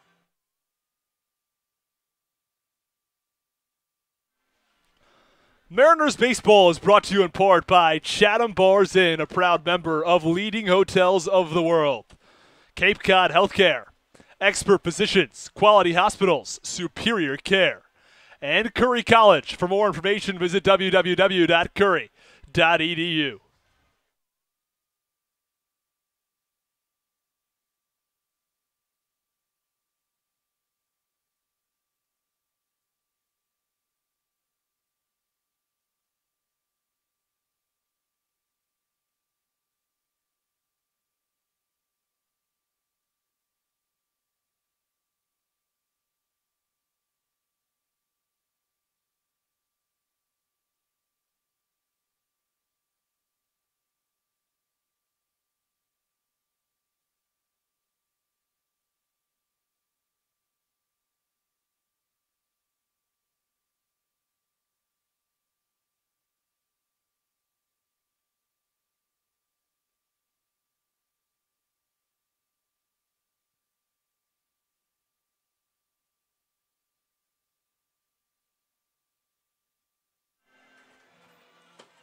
Bottom of the 7th inning from White House Field is a 6-2 Mariners lead over the Brewster Whitecaps. It is the 1-2-3 hitters set to do battle. And it is Ramon Garza who came as a pinch runner back in the 5th inning, now getting his first plate appearance. And Garza had a heck of a day yesterday against the Whitecaps. Went 2 for 5. 4 RBIs and 2 runs, including that 3-run blast over the left field fence as the first pitch to Garza is fouled back into the netting behind home plate for strike 1.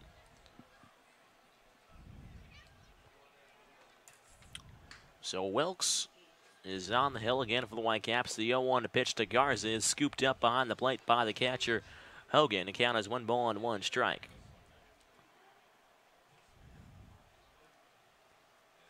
Wilkes comes set. He kicks and deals. The 1-1 pitch is fouled back at the plate as it looks like it hit Garza somewhere on that lower foot area. He hops around for a bit, will walk it off around the home plate area.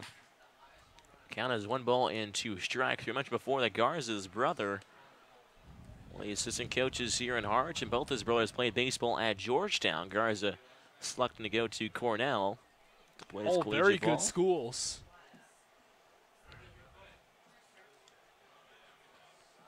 Not bad for either education and playing baseball, as well as you mentioned before. 1-2 pitch to Garza at the knees for strike 3 call. Off-speed curveball gets Garza looking as Wilkes strikes out the first hitter he sees here in the bottom of the 7th inning. So with 1 down, nobody on, and 1 down, it's 6-2. Mariners lead. It is a pinch hitter coming on. It is Gabe Rivera out of Miami. Righty matchup. The first pitch, Rivera almost comes inside and hits him for ball 1. There'll have to be some defensive substitutions. One possibility, Eichhoff could move from left field over to third base. Rivera could then move out to right field. The Mariners sort of play a merry-go-round out there in the outfield. 1-0 pitch is popped over to the right side of the infield into foul play is right. He'll make the grab for the second out of the inning. So Wilkes having an easy going here in the 7th inning. As 2 up, 2 down, and he's retired all 5 hitters he has seen so far. It is now Andre Lipsius. Will come in from the right side. So far, 1 for 3 with that home run back in the 1st inning. First pitch to Andre Lipsius. Catches the bottom part of the zone for strike 1. Andre Lipsius can do it all on the baseball field, but he can also do it off the field as well as a gourmet chef. I won't say gourmet, but he's a pretty good chef. That's what we've heard. As the 0-1 pitch is bounced right back to the pitcher. Wilkes, he's snags it and will toss a low pitch in the dirt, but snagged up at first base by Wright. So 1-2-3 inning worked by Wilkes. He works 6 up, 6 down in 2 innings of work so far. After 7, it is a 6-2 Mariners lead over the Whitecaps. Listen to Mariners baseball on the Harwich Mariners Radio Network.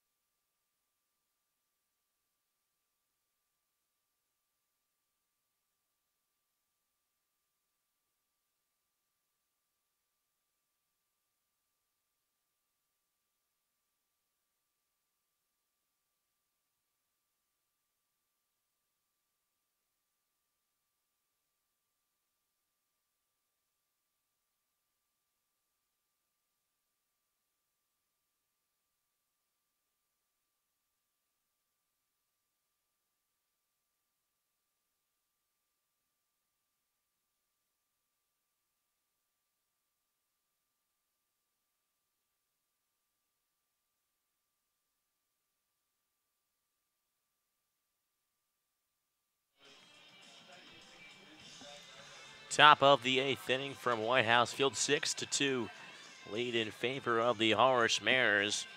And there is a new pitcher on the mound for the Mariners. It is Gage Gillian.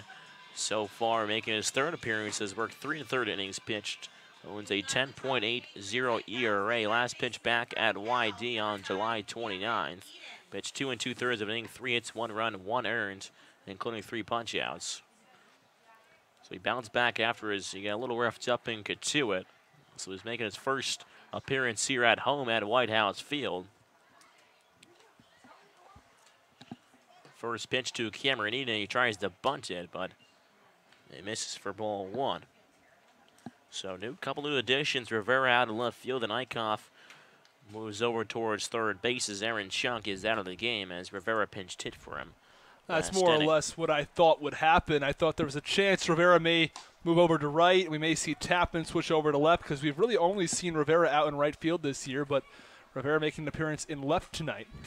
1-0 pitch is on the outside. A black for a strike. 1 ball and 1 strike is the count now on Eden. You mentioned the disappointing start from Gillian versus Katuitt, but he pitched really well at YD. And the big bender curveball is cut on and fouled back to the screen. 1-2 the count now. What really hurt Gillian at Katuitt this past season was the 4 walks in just 2/3 of an inning. Out of the 7 batters he faced, he walked 4, allowed a hit, and retired 2. So that's what really hurt Gillian. 1-2 fastball upstairs, misses for ball 2. Countyman's back up at 2 balls and 2 strikes. But in his appearance versus YD, he pitched 2 2/3 innings, allows the 1 earned run, 3 hits, but importantly, no walks. So after allowing 4 walks in his first game, no walks in his second appearance. He tries the curveball once more, doesn't quite bite down enough. Count runs full at 3-2. And that shows that it's very likely just nerves for Gillian, or at least it was nerves for Gillian his first time out at Katuitt. A 3-2 pitch to Eden is a curveball and is popped up on the right side of the infield, going out to shallow right field as Dempsey gives away to Tap, and he comes in to make the grab for the first out. So Gillian retires the first hitter here in the 8th inning. It is Cameron Eden. Number 24, the center fielder from Arizona State. So with one out, still nobody on the top of the 8th. Whitecaps trail 6-2. It is the number 9 hitter, but it's Hunter Bishop who came in for Ray Alejo. First pitch to Bishop is fouled back into the backstop for strike one. Hunter Bishop hitting .235 this year, has 4 home runs and 19 RBIs. He went 0 for 3 with a run yesterday. Was the only hitter in the Whitecaps lineup to not record a hit. The Whitecaps had 14 of them as the 0-1 pitch to Bishop misses upstairs. He did draw a couple of walks. Now, every single player in the Brewster lineup reached base in the first inning last night. That was in the bottom of the first. And in addition, Hunter Bishop reached on a walk his first time around, and then in the same inning he walked again later on. 1-1 pitch to Bishop, skips into the dirt and blocked by the catcher Emery. Count runs to 2 balls and 1 strike. Bishop, another one of those guys out of Arizona State. We're going to have to see how this new catching trio will work. Of course, we saw Brad Debo. He was the main catcher for the most part earlier this season. 2-1 pitch paints the outside edge for strike 2. Count has 2 balls and 2 strikes. And then Debo goes down, and of course Mason Meadows also goes home. So the Mariners were left with just Logan Driscoll. And now adding Emery, along with adding Passatempo, we're going to have to see how that trio will work.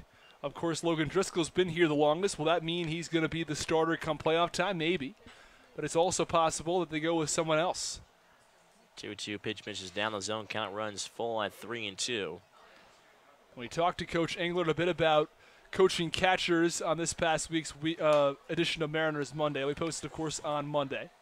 3-2 pitches popped up on the left side of the infield. The third baseman, Eichhoff, started almost towards the foul ground area and comes back past his position at third. Will make the grab for the second out as Hunter Bishop is retired. And Whitecaps are in the playoffs, and last year Bishop was named the MVP of the postseason, so maybe trying to keep those heroics going there, but he was pretty irate. He tossed the bat, threw the bat down, disappointed in his at-bat after he popped that one up. So 2 down in the inning as Gillian looks to work a scoreless 1-2-3 inning as a first pitch curveball again just doesn't quite get the top of the zone for ball 1. And Darren Baker, leadoff hitter, comes back around. I mentioned before, son of Dusty Baker, and Dusty was up here in the Cape, and they had him on the Brewster broadcast for one of the games. And as the 1-0 pitch from Gillian, curveball is at the belt for strike one. 1 ball and 1 strike is the count. And if you ever know Dusty, you know that he always used to have a toothpick as a manager. And the crazy thing is that he used to chew tobacco, and now it's obviously frowned upon. And a lot of guys don't do it in the dugouts as the 1-1 pitch is fouled out of play for strike 2. And Dusty doesn't have the toothpick anymore because he said that he's not in like high leverage situations or high risk situations where you get a little nervous, and don't need the toothpick anymore. Because I asked, well, was Dusty, did he have a toothpick still? Because every time he walks around, you see him on TV, he's got a toothpick in his mouth, and he doesn't have it anymore. So that was Son, who's playing at Cal Berkeley, as the 1-2 pitch is blocked by the catcher. Emery count as 2 balls and 2 strikes. I mentioned before, Baker dealing a little bit of a wrist problem before coming up here. You mentioned playing at Cal Berkeley alongside one of the best players in all of college baseball, and Andrew Vaughn, certainly the best statistical hitter in college baseball. Hit over 400 with an over 500 on-base percentage and 23 homers. As a 2-2 pitch is skipped over to the second baseman, Dempsey fields a throw on first base, and Baker is retired for the third out in the top of the 8th inning. So after a 7.5, it is a 6-2 Mariners lead. Listen to Mariners baseball on the Harwich Mariners Radio Network.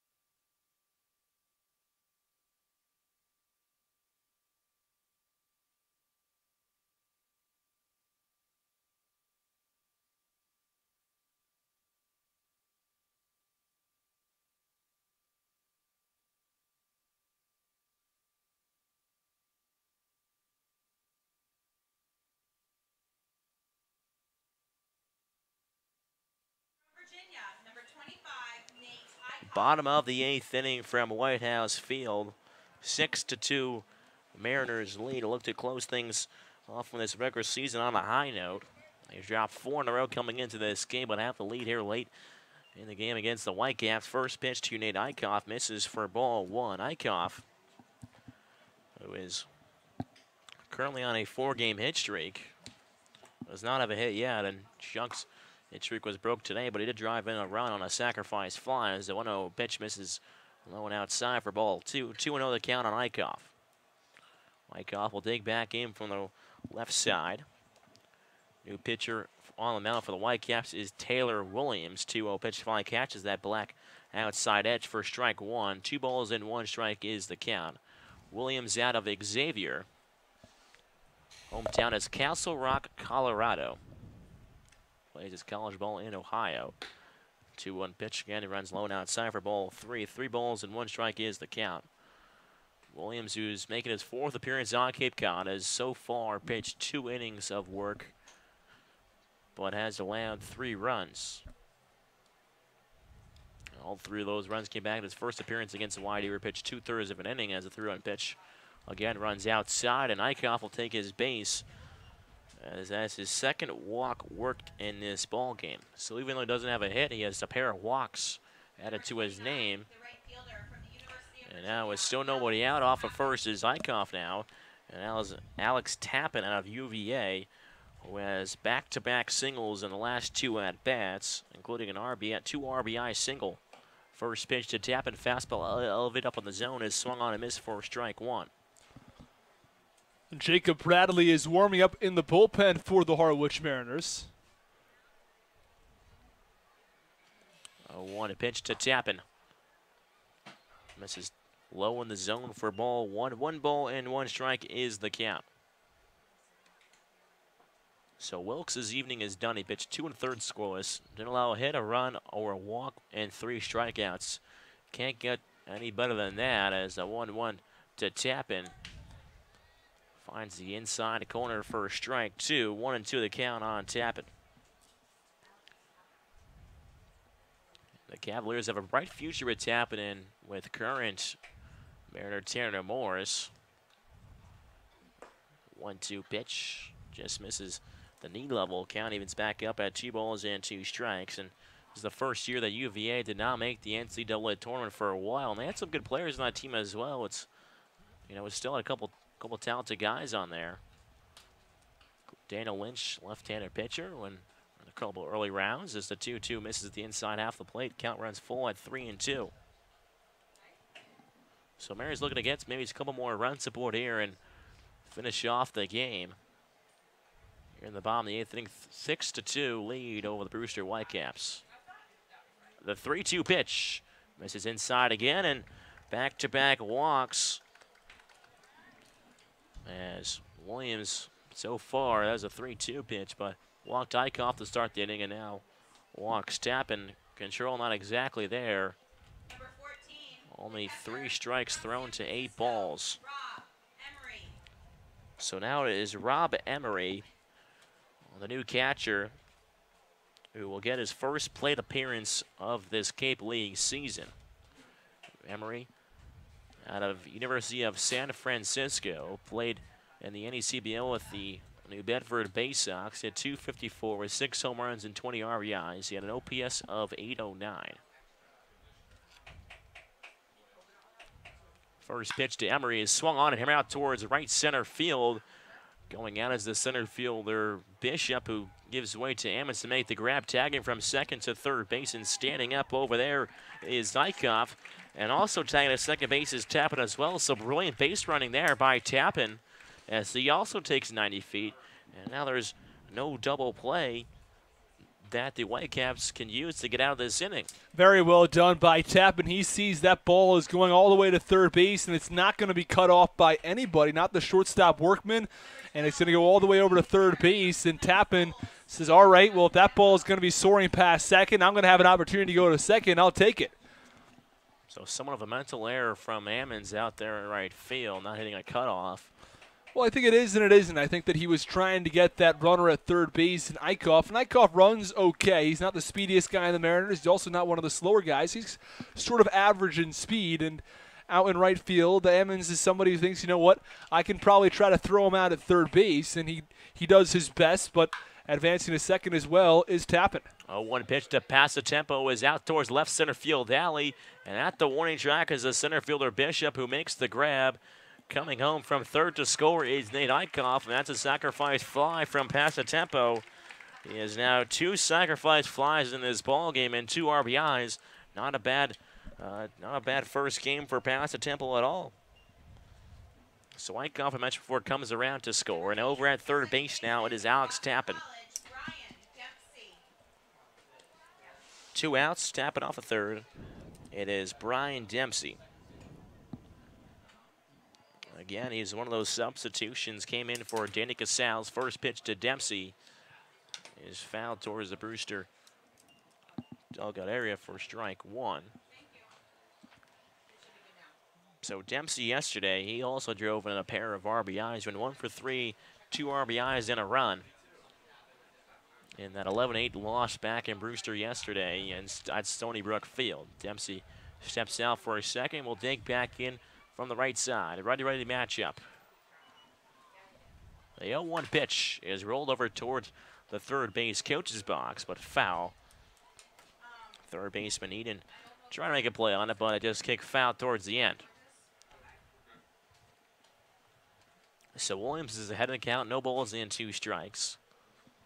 He walked the first 2 men on, Eichhoff and Tappan. Eichhoff came around to score on the sacrifice fly from Passatempo as the 0-2 pitch runs just a bit too much off the outside. A corner count is a 1-2, and Tappan able to advance 90 feet twice on being able to tag up. He's over at third.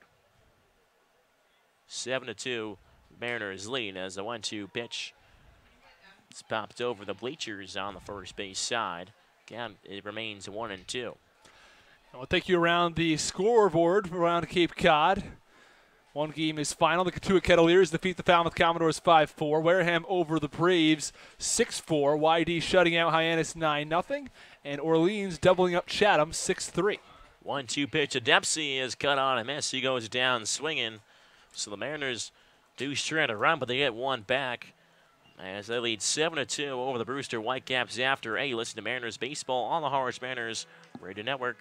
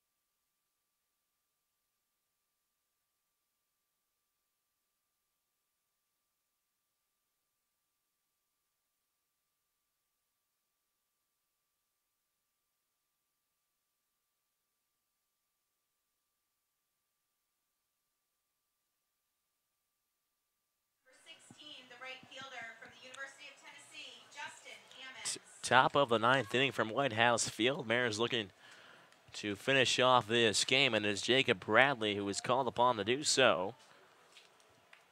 The West Virginia State will face the 2-3-4 hitters in this Whitecaps lineup as the first pitch is fouled back into the screen for strike one. So after dropping 4 in a row, looking to finish the last game of the season, game 44, with a big win.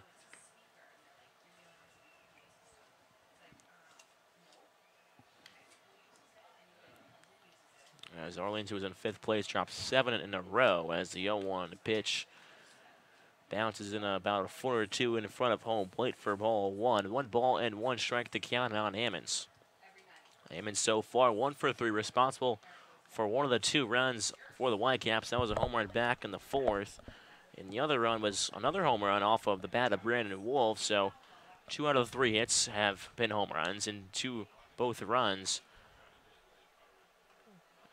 have been home runs. 1-1 pitch misses down in the zone for ball 2. 2 balls and 1 strike is the count. Yeah, just a couple of hard hit balls left out over the middle of the plate, and it was a really nice home run from Ammons as he destroyed that ball out towards right field. 2-1 pitch to Ammons is roll over towards the first base side, but foul as Lipsius extended the glove. And then it was an absolute bomb out towards right field from Wolf. I mean, he hit that thing out towards the trees. I think that was the hardest or the furthest ball hit to left field this season from White House Field. In game, at least, not in batting practice. It definitely might have been, as a 2-2 pitch to left-hander Ammons. Curveball once again misses in the dirt. Count runs full at 3-2. And this game's big for the Harwich Mariners because being up 5 runs in the top of the 9th inning here, seems likely that they're able to take this win home, especially going into the postseason. The Mariners come into tonight's game having lost 4 consecutive games. They need to get that win. They need to get that confidence so that they're on the right track heading into the postseason. And it's always helpful if you have that win under your belt right before the playoffs. 3-2 pitch to Ammons, misses for ball 4, gets away from the catcher for his second as Ammons will jog down to first base. So leadoff walk worked by Ammons. Whitecaps have something going here. If they can get a couple more guys on, but they'll need a lot more than that. They trail 5 runs here in the 9th inning as Coach Steve Eggert runs out to the mound. Wants to have a chat with pitcher for the Harwich Mariners right now, Jacob Bradley. Make sure that everything's all right. Well, if Eggert saw something from the dugout area, just trying to, talk about the game plan and what he's trying to work on with Bradley. It is now the 3-hitter Ryan Hogan, the catcher. First pitch to Hogan is swung on and a pop-up over towards in front of the Whitecaps dugout as Lipsius runs in a few steps and will make the catch for the first out in the inning. So after Coach Eggert comes out to talk to Bradley, the first pitch is popped out and caught by Lipsius. This is an important game, too, for Jacob Bradley. He pitched last weekend versus YD, and he ran into some trouble. So it's a good bounce-back opportunity for the right-handed pitcher. In the 9th inning, it's a very low-pressure situation with the Mariners up by 5 runs, and just giving him an opportunity to get some outs and get the confidence back heading into the playoffs. First pitch is cut on and missed by Chris Wright. The cleanup man this evening is 0 for 3. Again, the 2-way player out of Bryant, native of Rhode Island, playing his college ball just down the road. 0-1 pitch, just misses the outside edge for ball 1. 1 ball and 1 strike is the count. Ammons stands off of first base. He worked a walk to start off this 9th inning. Mariners looking to go into the postseason strong.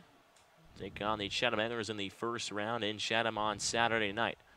First pitch to right is cut on and missed a pitch in the dirt. Count heads to 1 ball and 2 strikes.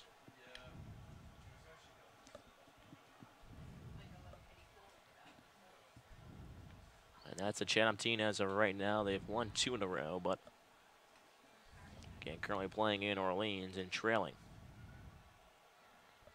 1-2 pitch to right is reached for and lifted out towards shallow left field. Left fielder Rivera moves in a couple steps and camps under it for the second out.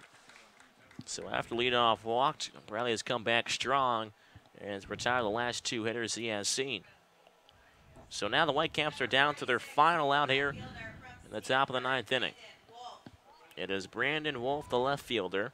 He is 1 for 3 with that big home run back in the 7th inning. That was 4 out there in the trees. There is a baseball field behind those trees out there. First pitch to Wolf. Comes a little bit up and inside, but misses for ball 1. Yeah, the fence out there in left field is probably right around 350, and he hit it a solid 50 feet over that fence, and it's probably right in the 400 range. You don't see that all that frequently when you pull the ball like that, especially with the wooden bats at this level. 1-1 pitch misses low and inside for ball 2. Count runs to 2-0. With metal bats, it's a different story. You'll see guys hit balls, hit bombs sometimes 450-plus feet. Not very frequently, but it will happen from time to time.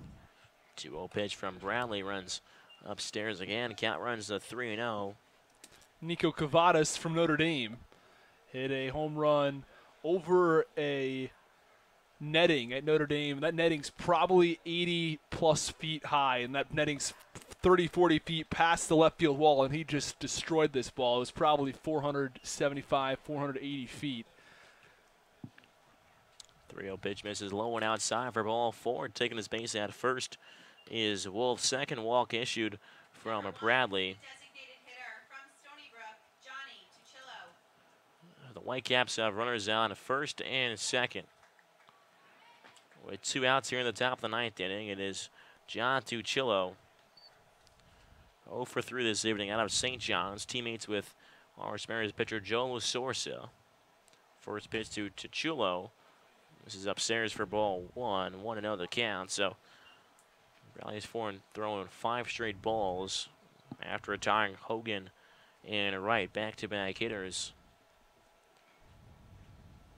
Bradley comes center, kicks and fires. The 1-0 pitch is lined out towards left center field. The center fielder Norman moves over to his right to make the catch. And that'll do it for us from White House Field as the Harwich Mariners defeat the Brewster Whitecaps by a final score of 7-2. The Mariners get 7 runs on 7 hits. Whitecaps 2 runs on 3 hits and 1 error. And it was a dominant performance from all sides. Defensive side, we saw a couple nice plays. It was only the pitching and the hitting as well. Mariners put a couple of runs to set themselves apart this evening. They did. They scored 6 runs in the first 5 innings and found themselves well out ahead. The first 2 runs in the first inning were a big plus, and it was just the bats that started to come alive. They hit with runners in scoring position. They got big hits. Of course, the Andre Lipsius 2-run home run. So they got hits when they needed them, and they got the big hits as well, and that's exactly what worked so well for the Harwich Mariners tonight. You know, if they get these RBIs with runners in scoring position and they drive those runs in, if they get the home runs, they'll be just fine, and they'll have a shot to take down the Chatham Anglers in the first round. If they don't do those things, though, it's going to be tough going. So the Mariners improved to 4-2 against the Whitecaps this season. Of course, we said it many times before, but Mariners are currently 0-6 against Chatham and 0-6 against YD, and that could prove to be a problem. But it is the postseason. It's a whole new season, a whole new ball game. Mariners look to try to do that. I think this is a better-looking game. Honestly, it was almost not really a throwaway game, but there wasn't really nothing on the line. So we don't know. A lot of new guys, new faces to learn and look good. Some of those new guys we were talking about, Tappan, 2 RBI single he had back in the 5th, and then passed the tempo with 2 sacrifice flies. We saw Lipsius also hit a home run that got things going in the first inning, and the pitching from Miziazik was excellent on the mound. Yeah, I'd like to jump into the pitching from Miziazik. Miziazik was outstanding tonight. You know, he goes 5 innings, allows just the 1 home run from Justin Emmons. He was locating his pitches well. He kept the pitch count down, and everything was going really, really well for someone like Andrew Miziazik, who consistently was throwing strikes and getting outs. So Miziazik, who pitched 5 innings, 2 hits, run 1 earned, 2 walks, and 4 punch-outs. Ben Shields getting his first start or first appearance, I should say. Gillian and Bradley closing things off. It was all around a nice game. So that'll do it for us in our Mariners post game, as the Mariners will have an off day tomorrow, and then we'll head to Chatham to take on the Chatham Anglers. First pitch at 7 o'clock. Pre-game show starts at 6:45. As it'll be game 1 in Chatham. Game 2 right back here at White House Field. So that'll do it for us. I'm Thomas Zinzarella, alongside my broadcasting partner, Austin Rooney. So we'll see you Saturday in Chatham.